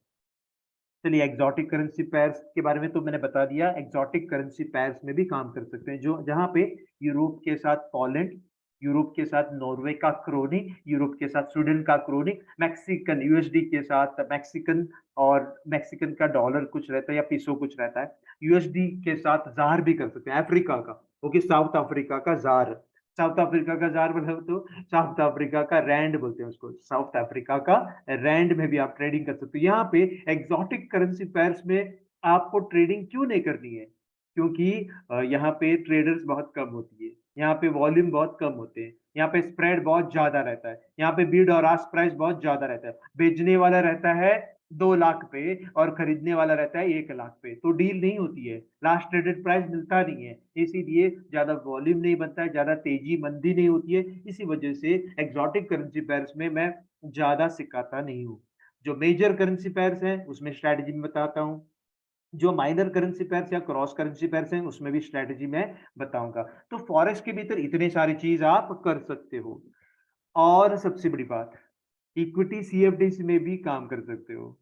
इक्विटी सीएफडीज का मतलब इक्विटी के कॉन्ट्रैक्ट फॉर डिफरेंसेस, भले ही ये कॉन्ट्रैक्ट हो लेकिन स्पॉट जैसे काम करता है। Amazon, Apple, Bank of America, Boeing, Citi या Disney, Ferrari, Intel, Google, Toyota, न जाने कोई भी स्टैंडर्ड या एडोबे, कोई भी कंपनी में आप, या टेस्ला, टेस्ला में भी आप काम कर सकते हो। ओके, बाइंग कर सकते हो, सेलिंग कर सकते हो, आप सेल करके रोक सकते हो, सेल करके 2 साल 3 साल भी आप रुक सकते हो। न जाने ट्विटर खरीदने के बाद एलोन मस्क का जो शेयर प्राइस गिरा था करके बोल रहा था, वहां पे तो सेल करके रुकिए आप, सेल करके रुकिए टेस्ला में, तो आप न जाने कितने सारे पैसे आप कमाते हो ना। लेकिन यहाँ पे भारत में सेल करके रुक ही नहीं सकते हैं। अगर आप सेल करते हैं तो उसी दिन आपको बाय बैक करने के लिए मजबूरन या मजबूर में डाल देता है कि सेल आप करते हो तो बाय बैक उसी दिन करना हो रहता है। यहाँ पे वैसा कुछ भी नहीं है। यहाँ पे कोई कंडीशन ही नहीं है सर। जो भी आप कर सकते हैं, लेकिन आप स्टॉप लॉस को नज़र में रखते हुए, आपको जो है मनी मैनेजमेंट को नज़र रखते हुए आपको करना होगा और लॉट साइज़िंग के ऊपर आपको काबू में रखना होगा। ओके, चलिए अलग बात, कमोडिटी मार्केट में भी आप काम कर सकते हैं, जैसे कि एल्यूमीनियम कॉफ़ी है वो, कॉडी अभी तक मैंने बदला नहीं, मुझे समय भी नहीं मिलता है कि कॉफ़ी को मेरे तो कॉडी को कॉफ़ी लिखना है करके, सॉरी। तो aluminium, coffee, copper, cotton, zinc जो भी है आप कर सकते हैं। कॉटन में, एल्यूमीनियम में, ऑनियन, पोटैटो जो भी है आप कर सकते हैं यहाँ पे। और एक सर ने मुझे पूछा था कि क्रिप्टो करेंसी क्या है? क्रिप्टो करेंसी एक वर्चुअल करेंसी है जो कि 2009 से बिटकॉइन के माध्यम से वो आ गया था। वो भी सभी लोगों को पता ही है, लेकिन थोड़े जो हैं सर और मैडम को शायद ही पता नहीं होगा। ये क्रिप्टो करेंसी भी कोई डिसेंट्रलाइज्ड मतलब डिसेंट्रलाइज्ड करेंसी है, जहाँ पे कोई मालिकाना हक किसी के पास नहीं है। यूएस डॉलर्स मालिकाना हक किसके पास है? अमेरिके के पास है। GBP, great Britain pound, United kingdom के पास मालिकाना हक है। इंडियन नेशनल रुपी भारत के पास मालिकाना हक है, बोले तो वो सेंट्रलाइज्ड है। वो कौन ये काबू में रखता है? RBI, reserve bank of India. Okay, और बैंक ऑफ अमेरिका अमेरिका में करता है, काबू में रखता है, ठीक है। लेकिन यहाँ पे क्रिप्टो करेंसी में वो डिसेंट्रलाइज्ड है, बोले तो कोई मालिकाना हक नहीं है, किसी के पास इसको कंट्रोल करने का अथॉरिटी नहीं दिया है। जिसने भी ये बनाया था जापान से, ओके, उन्होंने मालिकाना हक किसी के हाथ में नहीं दिया था, और उसने लिमिटेड वर्जन ही, लिमिटेड क्वांटिटी ही बताया था, कोई 2.1 बिलियन या कुछ ऐसे ही कॉइन्स बना सकते हैं करके। ओके, इसीलिए ज़्यादा डिमांड है और बहुत तेज़ी से ये बढ़ रहा है। यहाँ पे आप चाहे तो इंट्राडे ट्रेडिंग कर सकते हो, स्विंग ट्रेडिंग कर सकते हो, शॉर्ट टर्म ट्रेडिंग कर सकते हो। ये मैं जानकारी आपको दे दूँगा, जहाँ पे मेरा स्ट्रैटेजी रहेगा, तभी मैं क्रिप्टो करेंसी के बारे में भी जानकारी आपको दे दूँगा। मैं ये बोल रहा था कि फॉरेक्स में आते ही पूरे पूरे दुनिया भर के जो स्टॉक मार्केट है, उसमें भी काम कर सकते हैं। पूरे दुनिया भर के कमोडिटी मार्केट है, उसमें भी काम कर सकते हैं। पूरे दुनिया भर के जो करेंसी पेयर है, उसमें भी काम कर सकते हो, एनर्जी सेगमेंट में काम कर सकते हो, इंडाइसेस में काम कर सकते हो, और प्रीशियस मेटल जैसे गोल्ड, सिल्वर, प्लैटिनम, पैलेडियम में भी काम कर सकते हो। तो इसी वजह से मैं बोल रहा हूँ, फॉरेक्स में पूरे की तरह पूरा एक अम्ब्रेला है, उसमें आप शामिल हो जाइए तो बहुत मज़ा आ जाएगा। ओके, राहुल गांधी वाला मज़ा नहीं, वो तो अलग तरीके का मज़ा है। तो ले चलिए, अभी हम लोग थोड़े विस्तार से एक-एक चीज़ों को समझने की कोशिश करेंगे, ठीक है? थोड़े बेसिक के पास हम लोग चले जाते हैं, ठीक है? कोई भी करेंसी पेयर हो, कोई भी करेंसी पेयर, हम लोगों ने देखा 28 करेंसी पेयर्स हैं, हम लोगों ने देखा एक्सोटिक करेंसी पेयर्स हैं। मैं बोल रहा हूँ करेंसी पेयर, सिर्फ करेंसी पेयर। कोई भी करेंसी पेयर्स में 2 चीज़ शामिल हैं। कोई भी करेंसी पेयर में 2 चीज़ शामिल है, तो चाहे वो यूरो यूएसडी क्यों ना हो, जीबीपी यूएसडी क्यों ना हो, NZD USD, AUD USD, USD CAD, USD CHF, USD JPY, जो भी पेयर हो, 2 चीज़ रहता है वहाँ पे। ओके, खाने वाला चीज़ नहीं है, या अलग वाला चीज़ है। तो यहाँ पे यूरो यूएसडी में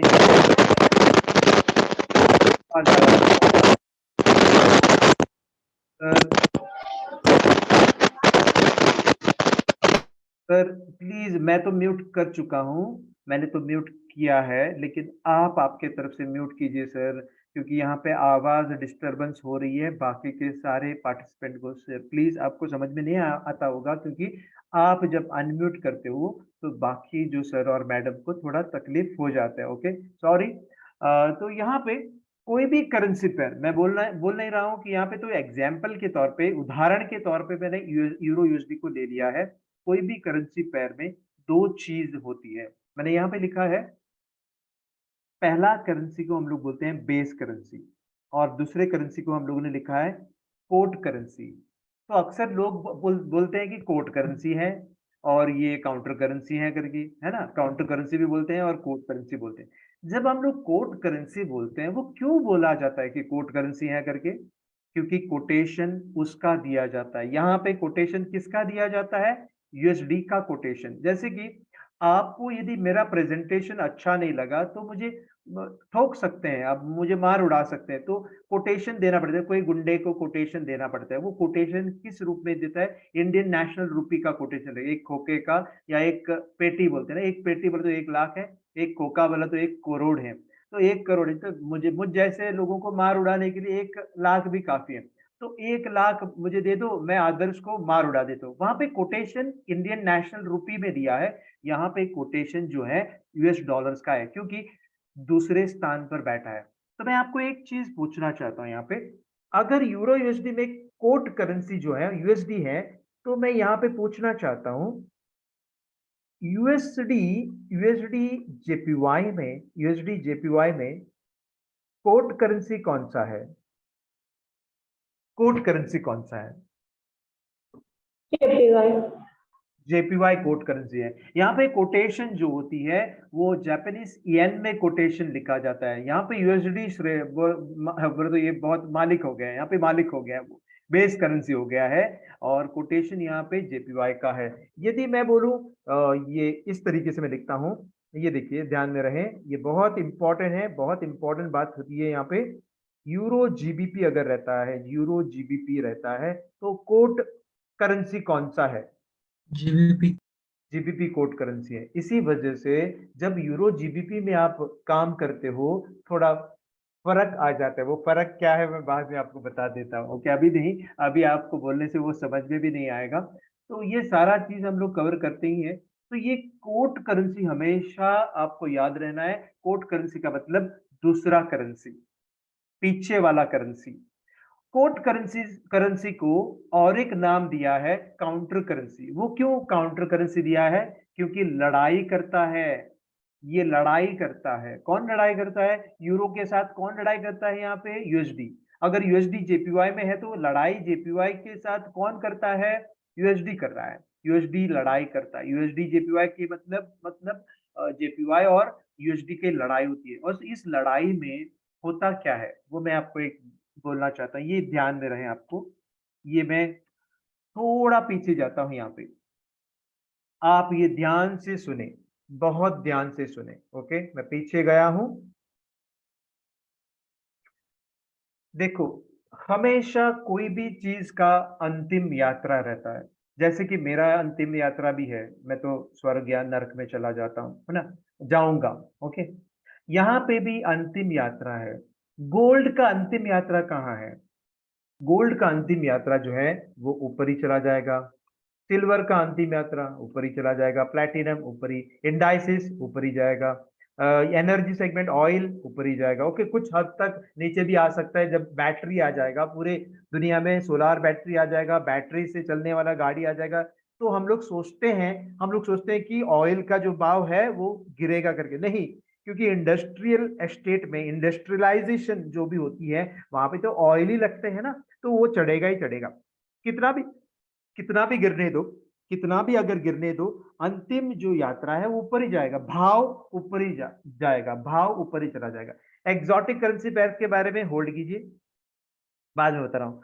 अमेजॉन जैसे कंपनियां ऊपर ही जाएगा, स्टॉक ऊपर ही चला जाएगा, इंडाइसिस सभी ऊपर ही चला जाएगा। कॉमोडिटी के भाव, प्याज का भाव 2 रुपया हुआ करता था, 1 रुपया हुआ करता था, अभी 30 रुपया हो गया है। तो प्याज या आलू या कॉफी या कॉपर, एल्यूमिनियम, इंडालियम, नेचुरल गैस, सब कुछ ऊपर ही चला जाएगा। कितने भी नीचे आने दो ऊपर ही चला जाएगा, कितने भी नीचे आने दो ऊपर ही चला जाएगा। इसका मतलब क्या बनता है?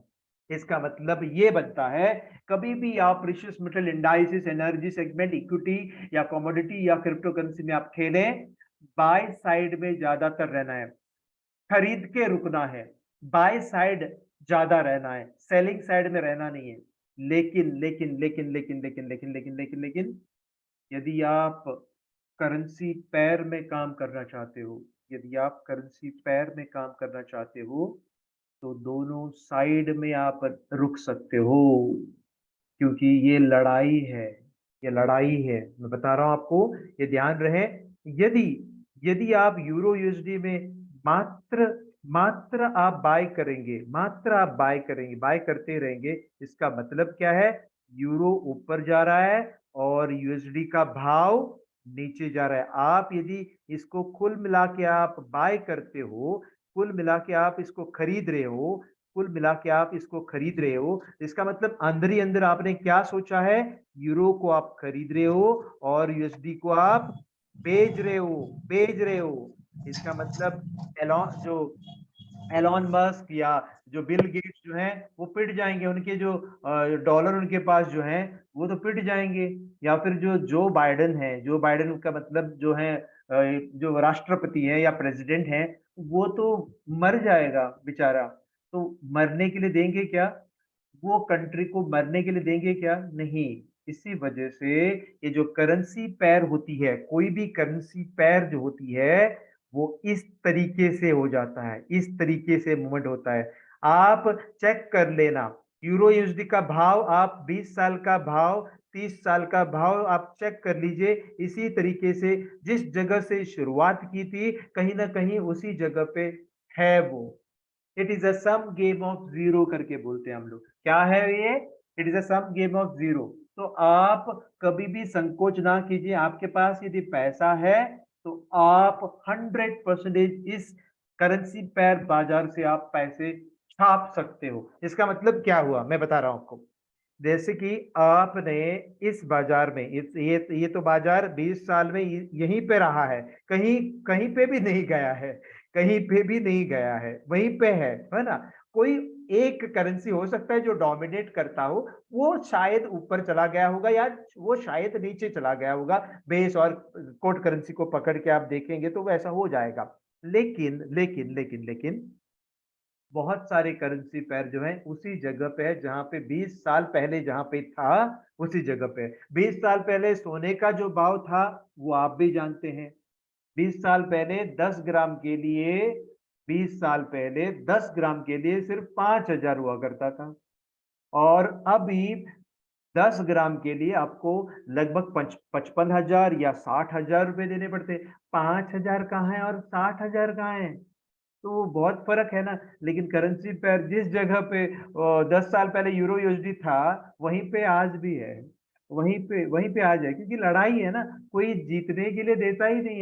यहाँ पे लड़ाई है। कोई ये नहीं है कि कोई अकेला खेल रहा है, यहाँ पे लड़ाई है। जैसे कि रस्सी का गेम होता है, आप भी जानते होंगे। तो कहने का मतलब ये है कि यदि आप यहाँ पे बाय भी करते हो, यहाँ पे बाय करते हो, तो आप तो पैनिक हो जाओगे जैसे ही गिरोगे, अरे मेरा पैसा पूरा बर्बाद हो गया करके। बिल्कुल ना सोचे, कहीं ना कहीं तो नीचे रुकेगा ही। यहाँ पे भी बाय कर लेना आप। तो जैसे ही यहाँ पे पहुंच जाएगा गाड़ी, तो आप दोनों को बेच देना। देखो, ये तो नो लॉस नो प्रॉफिट होगा। ये तो बीईपी पे चला जाएगा, बीईपी का मतलब ब्रेक इवन पॉइंट पे चला जाएगा। ये तो बीईपी पे चला जाएगा, ब्रेक इवन पॉइंट पे, नो लॉस नो प्रॉफिट। और ये जो आपने खरीदा था बॉटम पे, जो खरीदा था, वो तो प्रॉफिट में आ जाएगा। तो आपके पास अगर पैसा है तो कभी भी आप करेंसी पेयर ट्रेडिंग करते हुए हारेंगे ही नहीं।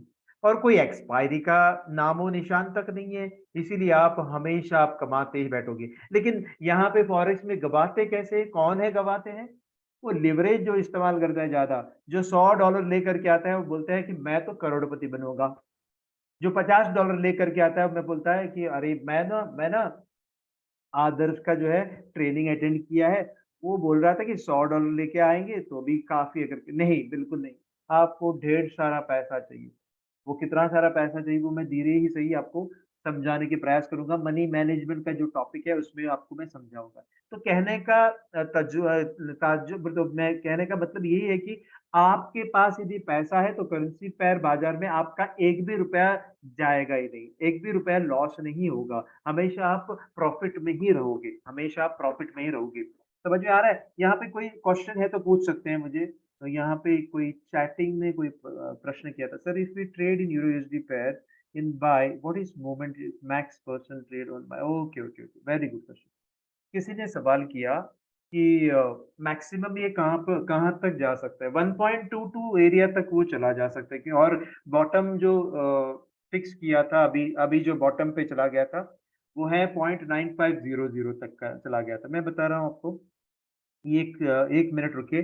जैसे कि आप भी जानते होंगे लगभग 1.2250 से तकरीबन यहाँ से ये सीधा यूरो यूएसडी जो था वो 0.9500 तक आ गया था, 0.9500 तक। इसका मतलब 2700 पिप्स, 2700 पिप्स का मतलब आपने निवेश किया था $3। ध्यान में रहे, आपने निवेश किया था $3 और आपने पाया $270, कम से कम $270, जो कि 0.01 के पोजीशन लेके, 0.01 का पोजीशन लेके, यदि आप 0.1 पोजीशन लेता, 0.1 पोजीशन लेता तो आपको $2700 मिलता।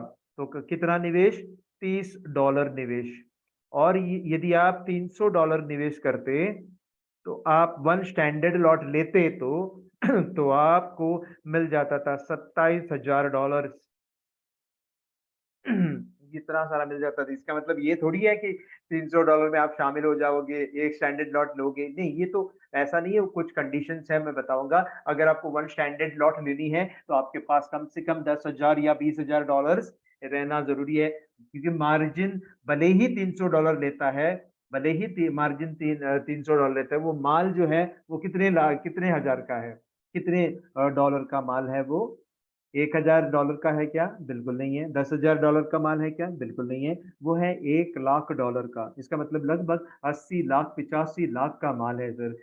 85 लाख का माल आपको $300 मार्जिन पे करके आपको खेलना पड़ता है। 85 लाख कहाँ है? 85 लाख का माल आपको लिवरेज की मदद से आपको $300 में मिल जाता है। तो आप भी जानकारी रख लीजिए कि प्रैक्टिकली जो है, कैलकुलेशन के तौर पे हम लोग देखा जाए तो कितना मार्जिन चला गया था 270 पाने के लिए? बिल्कुल $3। प्रैक्टिकली देखा जाए तो 2700 कमाने के लिए कितना डॉलर आपका चला गया था? सिर्फ $30।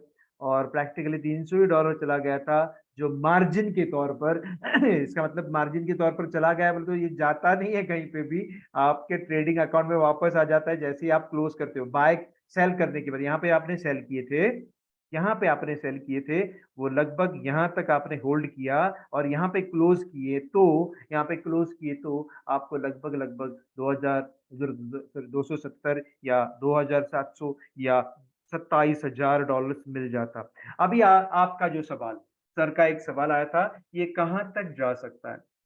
जैसे कि मैंने कहा था आपको कि ये जो है 2700 पॉइंट तो गिरा ही है, गिरने के बाद ये यहाँ से गिरने के बाद 0.9500 गिरने के बाद यहाँ तक वो पहुंचा है, कहाँ पे?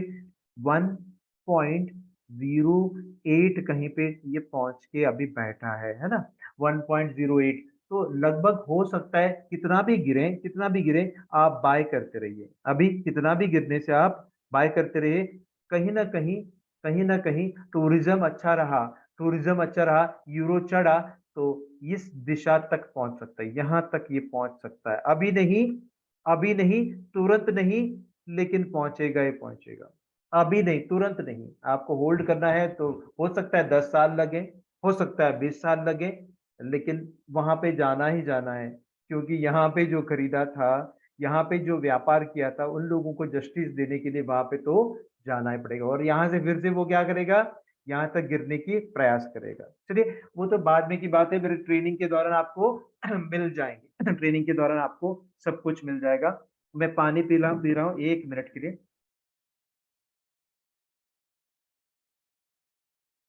हम्म। तो कोई सवाल है तो पूछ सकते हैं मुझे। मैंने क्या कहा था आपको, ये तो मैं बीच में ही लाया।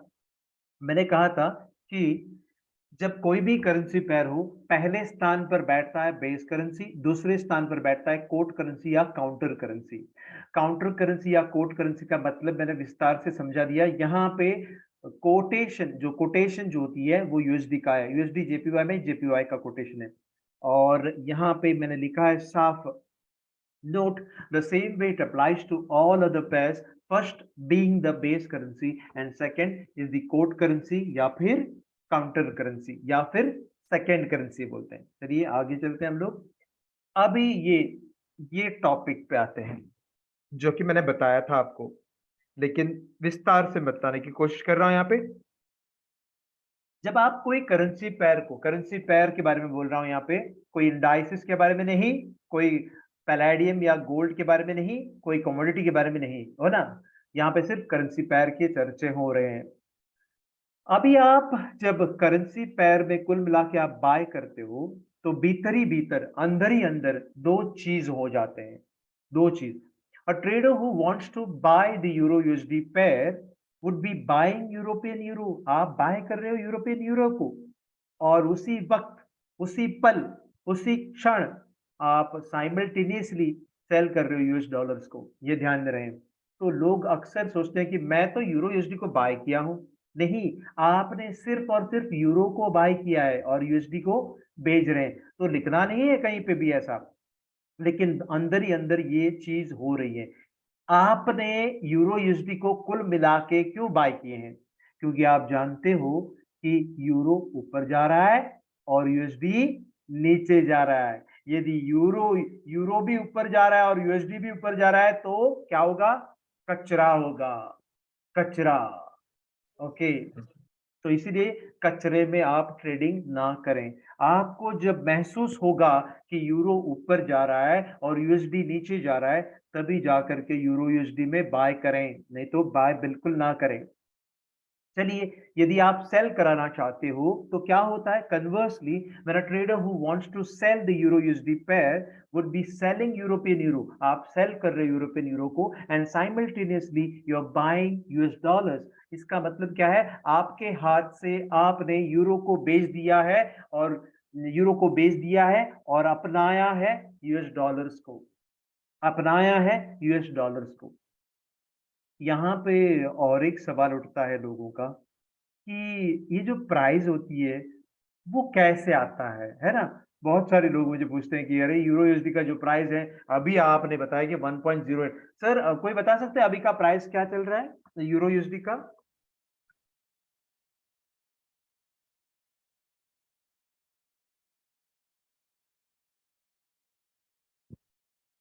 बताइए प्लीज। हेलो सर और मैडम। हेलो। हाँ, एक मिनट, एक minute. Paresh Paresh Patel sir, okay, Paresh Patel sir, Umesh Rikame sir, sir thank you very much 1.08 sir to 1.08। Thank you very much, thank you very much, thank you very much, thank you very much. Paresh sir और Umesh sir और न जाने बहुत सारे sir और madam ने मुझे ये कंट्रीब्यूट किया है कि 1.08 277 या 278। तो मैं लिखना चाहता हूँ यहाँ पे, वो ध्यान रहे। एक मिनट, अभी आपका वॉल्यूम जो है आपका आप म्यूट करके रखिए सर, प्लीज प्लीज आपका म्यूट करके रखिए, एक मिनट। ये कोई भी बता सकता है क्या? जो जानता है वो ठीक है। 1.080877, ये रेट कहाँ से आ गया है? ये रेट कहाँ से आ गया? ये क्या है रेट ये? और ये किसका रेट है? ये है एक्सचेंज रेट। लेकिन ये एक्सचेंज रेट कैसा आ जाता है? इसका मतलब क्या है? मैंने अगर यूरो यूएसडी में अगर ट्रेड करना हो तो मुझे 1.0877 डॉलर देनी है या फिर लेनी है। ये, लेकिन ये फिगर कहाँ से आ गया? ये फिगर कैसे आ गया? तो मैं आपको सिंपल सा एक सॉल्यूशन बता रहा हूं अभी। आप जा करके आप जा करके एक चेक कर लीजिए, यूरो का भाव जो है वो क्या चल रहा है। 1 यूरो इज इक्वल टू कितना रुपया करके बता दीजिए कोई तो। 1 यूरो इज इक्वल टू कितना रुपया, बताइए तो। 1 यूरो कितना रुपया है? 1 euro is 89.01। Okay okay okay, 89.01। और 1 यूएसडी इज इक्वल टू कितना रुपया है करके देख लीजिए तो। हमारे भारत के लिए ये काफी है कैलकुलेशन। 89.01 और 1 US dollar is equal to कितना रुपया है? 82.26। तो आप यदि आप डिवाइड कीजिए तो ये डिवाइड कीजिए तो 89 पॉइंट, ओके, डिवाइड कीजिए तो 89.01 डिवाइडेड बाय 82.26 डिवाइड करके देख लीजिए।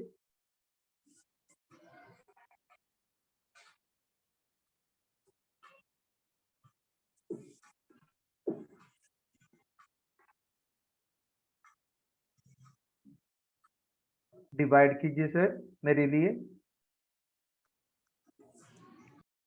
1.08। सर 1.082। एग्जैक्टली यही रेट आ जाता है ना, यस सर। यही रेट आ जाता है। सॉरी, ये यहाँ पे मैंने गलती से ये लिखा, ओके 1.0 जो भी है 1.082 आ जाता है कि नहीं। इसका यस मतलब सर। क्या है, यहाँ पे सुप्रीम कौन है, यहाँ पे सुप्रीम यूरो है, यहाँ पे सुप्रीम यूरो है, क्योंकि 1 यूरो खरीदने के लिए या बेचने के लिए जो है 1.0827 डॉलर्स देने पड़ते हैं। क्योंकि यहाँ पे डॉलर्स में क्यों लिखा है, क्योंकि डॉलर्स यहाँ पे कोट करेंसी है, यहाँ पे डॉलर्स कोट करेंसी है। ना जाने आप जब यूएसडी जेपीवाई देखते हो, यूएसडी जेपीवाई देखते हो, यूएसडी जेपीवाई, ओके, आप मत बोलिएगा। यूएसडी ऊपर चला गया अभी, यूएसडी का जो भाव है वो 82.26 हो गया है ना। 1 येन इज इक्वल टू कितना रुपया है करके देखिए, Japanese yen, 1 yen is equal to कितना रुपया, देखिए तो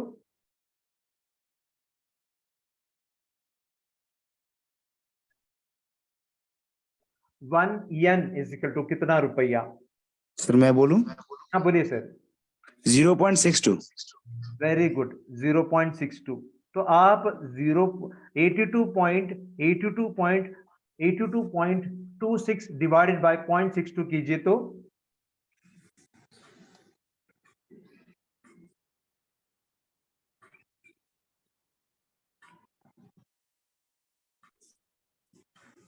सर 132.67। देखिए 132.67। लोग अक्सर बोलेंगे क्या ऐसा क्यों रेट आ गया है, पहले तो सिर्फ 1.08 आ गया, सिर्फ वन आ गया, पॉइंट के बाद तो कोई मतलब ही नहीं है, सिर्फ वन आ गया। तो यहाँ पे तो 132, यहाँ पे कुछ गलती है करके बोलेंगे लोग, बोलेंगे अक्सर ये करेंसी पेयर का जो है आपने जो कैलकुलेशन किया है वो गलत है करके। बिल्कुल नहीं है, आप सही है, आप चेक करा के देख सकते हो। यूएसडी जेपीवाई लगभग 132.67 ही रहेगा, आप चेक कर लीजिए। तो प्लेटफॉर्म पे चेक कीजिए यूएसडी जेपीवाई का रेट क्या चल रहा है।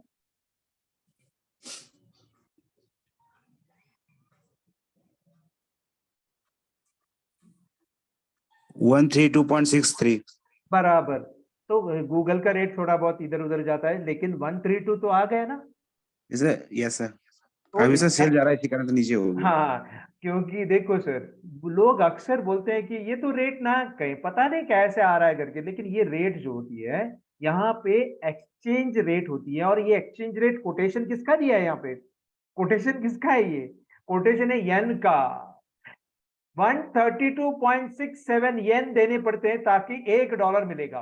देखो याद रहे, 132.67 येन देने पड़ेंगे तब जाकर के $1 प्राप्त कर सकते हैं, या फिर उस ट्रांजैक्शन के लिए यूएसडी जेपीवाई को बाय करने के लिए या सेल कराने के लिए, यूएसडी जेपीवाई कुल मिला के बाय या सेल कराने के लिए आपको जो कोटेशन जो देनी है, पैसे का जो कोटेशन है वो रुपया में नहीं देनी है, या फिर जो है या यूएस डॉलर्स में नहीं देनी है, आपको येन में देनी है। ये 132.67 येन देने के बाद आपको $1 प्राप्त हो जाते हैं अंदर ही अंदर। ओके, लोगों को अक्सर ये पता ही नहीं रहता है, और ये रेट कहाँ से आ रहा है, लोग अक्सर सोच में पड़ते हैं ये रेट कहाँ से आ रहा है, ये कहीं से रेट नहीं आ रहा है, ये एक्सचेंज रेट है, वो भाव के तुलना में मिल जाता है, भाव के हिसाब से मिल जाता है वो, ठीक है ना। चलिए आगे चलते हैं हम लोग।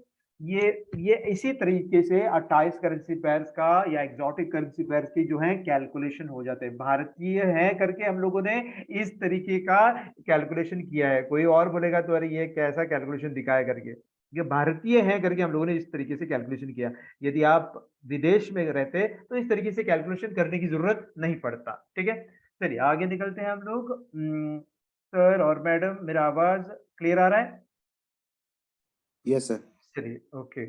कोई सवाल इसके लिए कोई सवाल कर सकते हैं, मुझे कोई भी सवाल कर सकते हैं, जो भी हम लोगों ने टॉपिक लिया था इसका सवाल आप कर सकते हैं मुझे। ओके, मैं सवाल करता हूं, अगर यूरो जीबीपी रहा तो कोड करेंसी कौन सा है? जीबीपी। और कोट करेंसी तो जीबीपी रहा, तो ये अगर यूरो जीबीपी को मैं बेच रहा हूं, यूरो जीबीपी को मैं बेच रहा हूं, तो किसको बेच रहे हो और किसको खरीद रहे हो? सर यूरो को बेचकर जीबीपी खरीद रहे हैं। Very good. कोई भी ट्रांजैक्शन में ये दो ट्रांजैक्शन नहीं होता है तो फिर कोई फॉरेन एक्सचेंज हुआ ही नहीं है।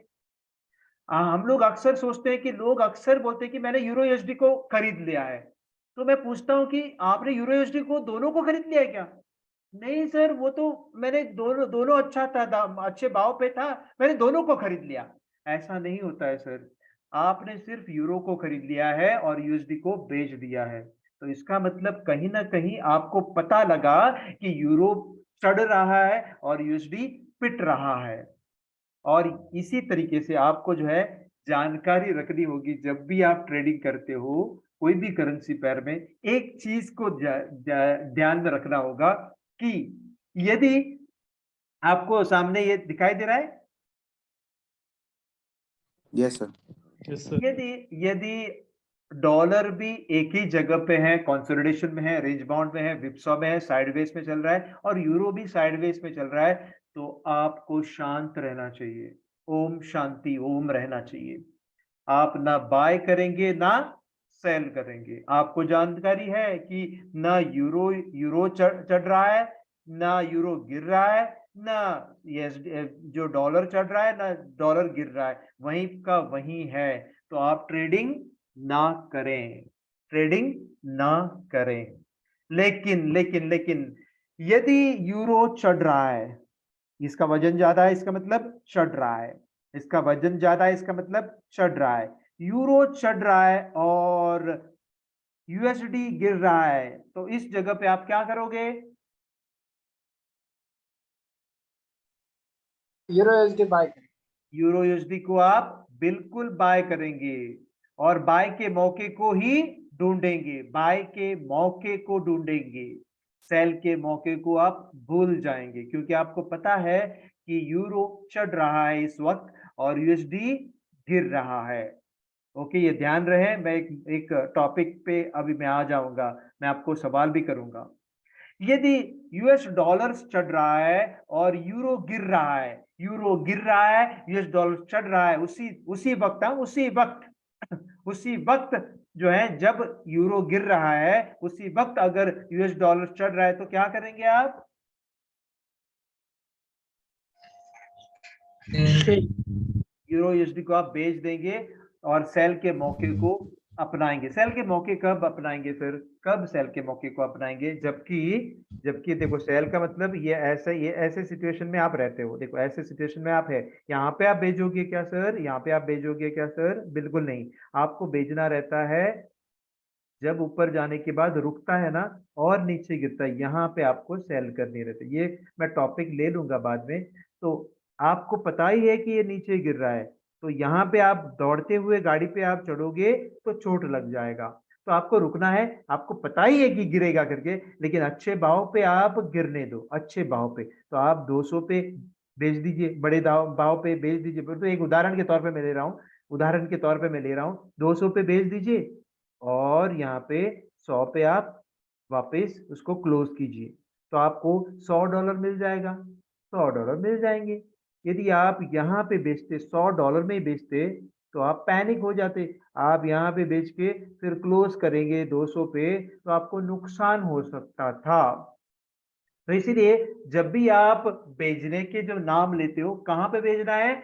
ऊपर जाने के बाद जब रुकता है गाड़ी, ऊपर जाने के बाद जब रुकता है गाड़ी और जब नीचे आ जाता है तब आपको बेचना रहता है। वो तो बाद में हम लोग प्रैक्टिकली हम लोग देख लेंगे कैसा क्या करना है। तो ये तो आपको समझ में आ गया कि अभी आप डाउन ट्रेंड में हो यूरो यूएसडी में। इसका मतलब यूरो नीचे जा रहा है और उसी वक्त, उसी पल, उसी क्षण डॉलर ऊपर जा रहा है। तो आपको मैं एक छोटा सा एक कुंडली दिखाना चाहता हूं और ये कुंडली आपके सामने रहा तो आप कामयाब हो सकते हो। लेकिन आप सोच में पड़ रहे होंगे कि ये यूरो का डेटा कहाँ पे मिलेगा, यूएस डॉलर का डेटा कहाँ पे मिलेगा? हम लोगों ने तो यूरो यूएसडी का डेटा देख लिया है, लेकिन यूरो का सिंगल डेटा नहीं मिला है, यूएस डॉलर्स का सिंगल डेटा, इंडेक्स डेटा नहीं मिला है। वो कहाँ पे मिलेंगे? या फिर अन्य जेपीवाई के, एयूडी के, एनजेडी के, सीएचएफ के, कैड के कहाँ पे मिलेंगे? जीबीपी के कहाँ पे मिलेंगे? एक जगह है, 20,000 से भी अधिक, 40,000 से भी अधिक MT4 ट्रेडिंग प्लेटफॉर्म है, MT5 ट्रेडिंग प्लेटफॉर्म है, लेकिन वहां पे नहीं मिलेगा। मैं जिस जगह पे दिखाऊंगा सर वहां पे मिल सकता है सर, मैं बाद में बताऊंगा सर। और मैडम ध्यान रहे, मेरे ट्रेनिंग कोर्सेज में हर एक दिन एक एक चुटकुली मिलेगा सर, एक एक अच्छे खासे पॉइंट मिलेंगे। उस पॉइंट को लेकर के आप बहुत सारे पैसे आप कमा सकते हो, इसलिए मिस ना करें कोई भी ट्रेनिंग, ओके? मिस ना करें, ठीक है प्लीज। ये है जो जन्म, जो कुंडली बोलते हैं ना हम लोग, जन्म है, हम लोग जो पैदा हो जाते हैं तो एक जन्म कुंडली जो है वो रहता है, शादी के तौर पे वो काम आ जाता है। ये करेंसी पैर में जब आप काम करते हो, ये कुंडली आपके सामने रखना ही है, रखना है। यहाँ पे कोई पढ़ सकता है, मुझे कोई बता सकता है लेफ्ट साइड में मैंने क्या लिखा है?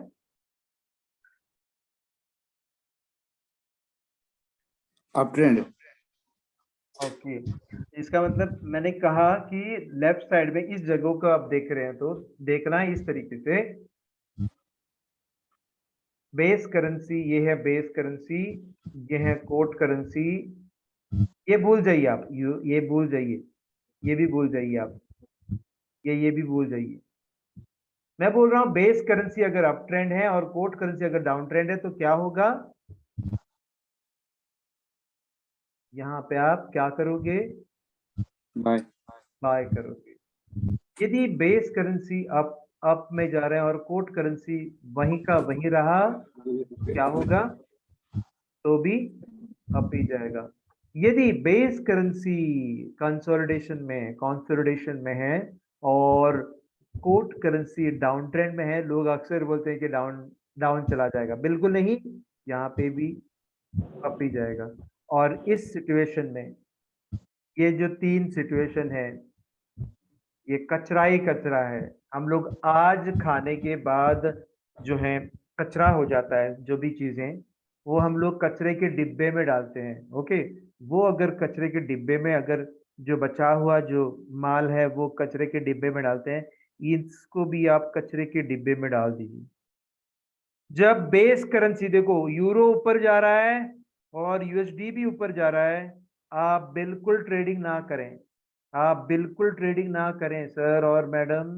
मैं फिर से बोल रहा हूं, आपको पता चला कि यूरो भी ऊपर जा रहा है और यूएसडी भी ऊपर जा रहा है, तो आप बिल्कुल ट्रेडिंग ना करें, आपका पैसा यहीं पे बर्बाद होता है।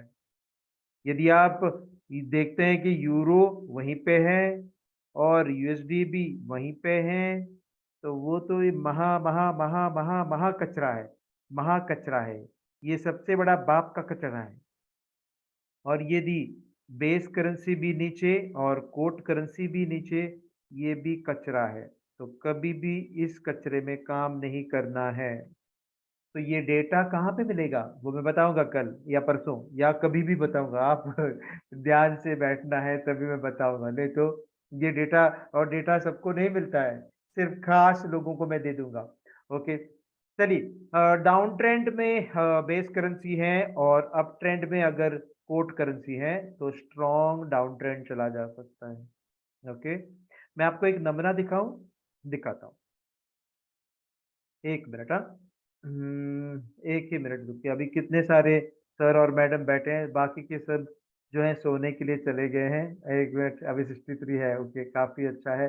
पहले तो 78 था, लेकिन अभी 63 बचा है, ओके। नमूना मैं कल ही दिखाऊंगा, अभी नहीं, वो तो 63 है तो इसलिए मैं कल ही दिखाऊंगा। तो ये बेस नीचे और कोट कंसोलिडेशन, तो ये डाउन ट्रेंड ही रहेगा। और कंसोलिडेशन देखो, कंसोलिडेशन और ये अप ट्रेंड रहा कोट करेंसी, तो भी डाउन ट्रेंड ही चला जाएगा, तो सैली रहना है। तो यहाँ पे तीन ऐसे जगह है जहाँ पे अप ट्रेंड हो सकता है और तीन ऐसी जगह जहाँ पे डाउन ट्रेंड हो सकता है। और सबसे बड़ी बात यह है कि आपको सिर्फ स्ट्रॉन्ग अप ट्रेंड में काम करनी है और स्ट्रॉन्ग डाउन ट्रेंड में काम करनी है, बाकी कहीं पे भी काम नहीं करना है। ये डेटा आपको मिलेगा, ये डेटा आपको मिलेगा। और इसी वजह से डेटा मिलने के बाद आपको प्राइस एक्शन हो या मूविंग एवरेज हो या फिर आप सीजनैलिटी हो, सीजनैलिटी भी डाल सकते हैं यहाँ पे, सीजनैलिटी भी मदद करेगा। अरे यूएस डॉलर्स तो स्ट्रांग है करके बोल रहा है मार्च महीने में, लेकिन सीजनैलिटी बोल रहा है इस महीने में तो गिर रहा था, बार बार 10 साल से गिर रहा था, तो फिर मैं क्यों लूं? यहाँ पे तो चढ़ रहा है यूएस डॉलर, लेकिन जो 10 साल का रिकॉर्ड है मार्च में गिर ही रहा था, तो मैं क्यों काउंटर पोजीशन लूं? मैं क्यों काउंटर पोजीशन लूं? जो पोजीशन मैं ले रहा हूं वो सही में सही जगह पे जा रहा है, तो बहुत सारा इफेक्टिव पोजीशन रहेगा आपका। ओके, इसी के साथ आज का सेशन जो है कंप्लीट करने से पहले मैं थोड़े सवाल जवाब करता हूं।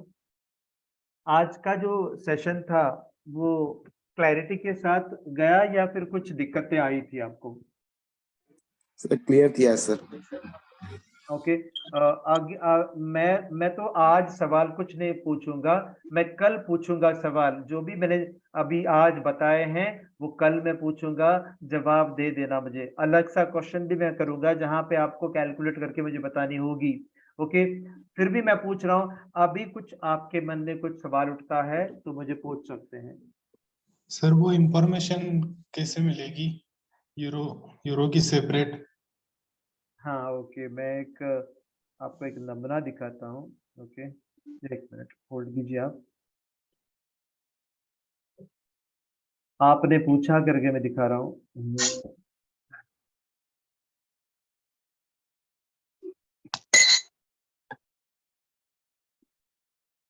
मेरा एक प्लेटफॉर्म है।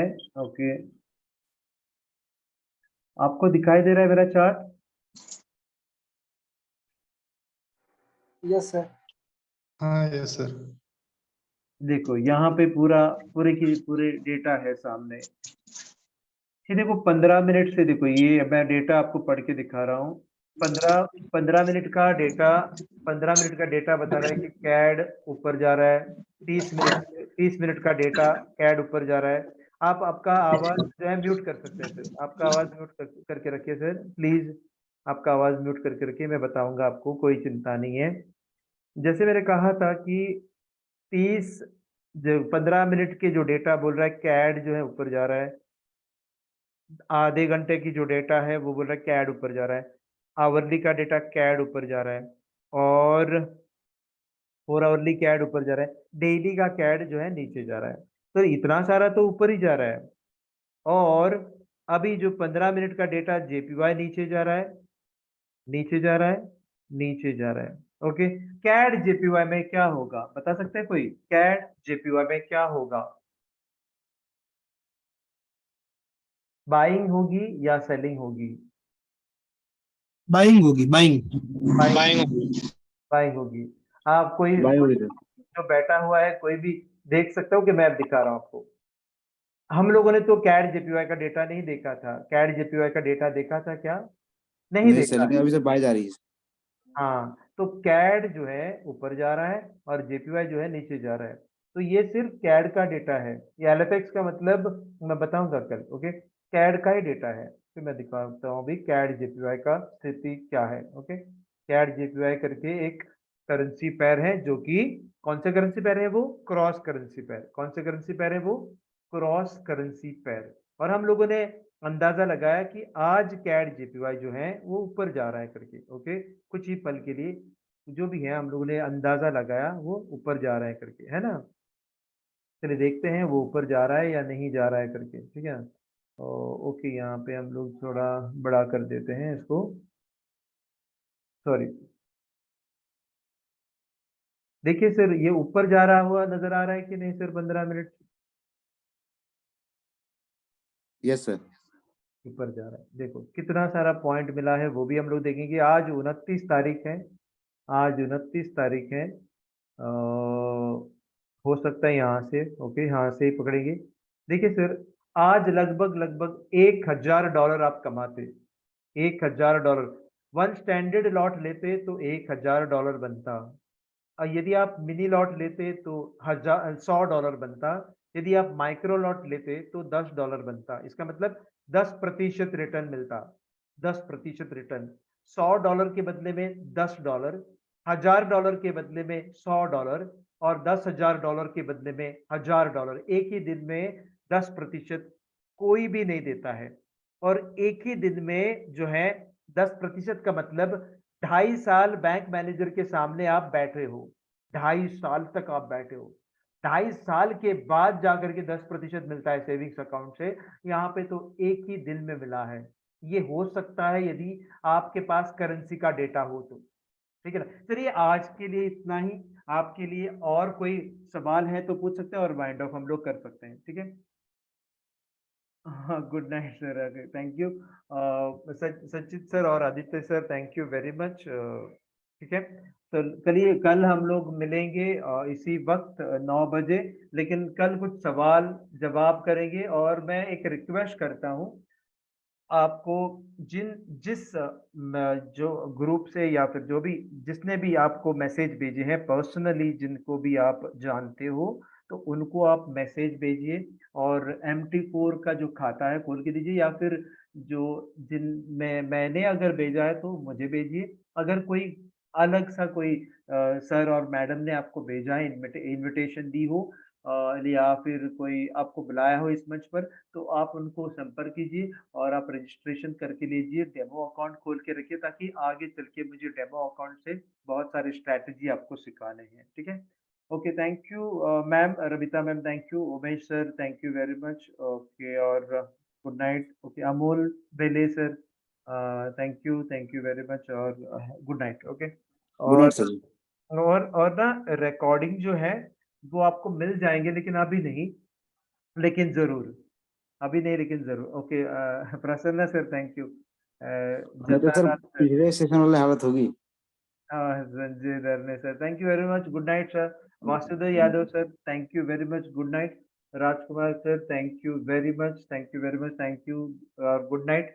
और कल मिलेंगे हम लोग, जरूर मिलेंगे। ओके, चलिए, thank you very much, thank you. Om Sai Ram sir, thank you, thank you sir. Sir, और एक मैडम है या नहीं मुझे पता नहीं, हो सकता है मैडम नहीं हो। Okay, no, okay okay, Pranay sir, thank you very much sir, thank you Pranay sir, thank you. मैं थोड़ा, okay, thank you sir, okay, good night.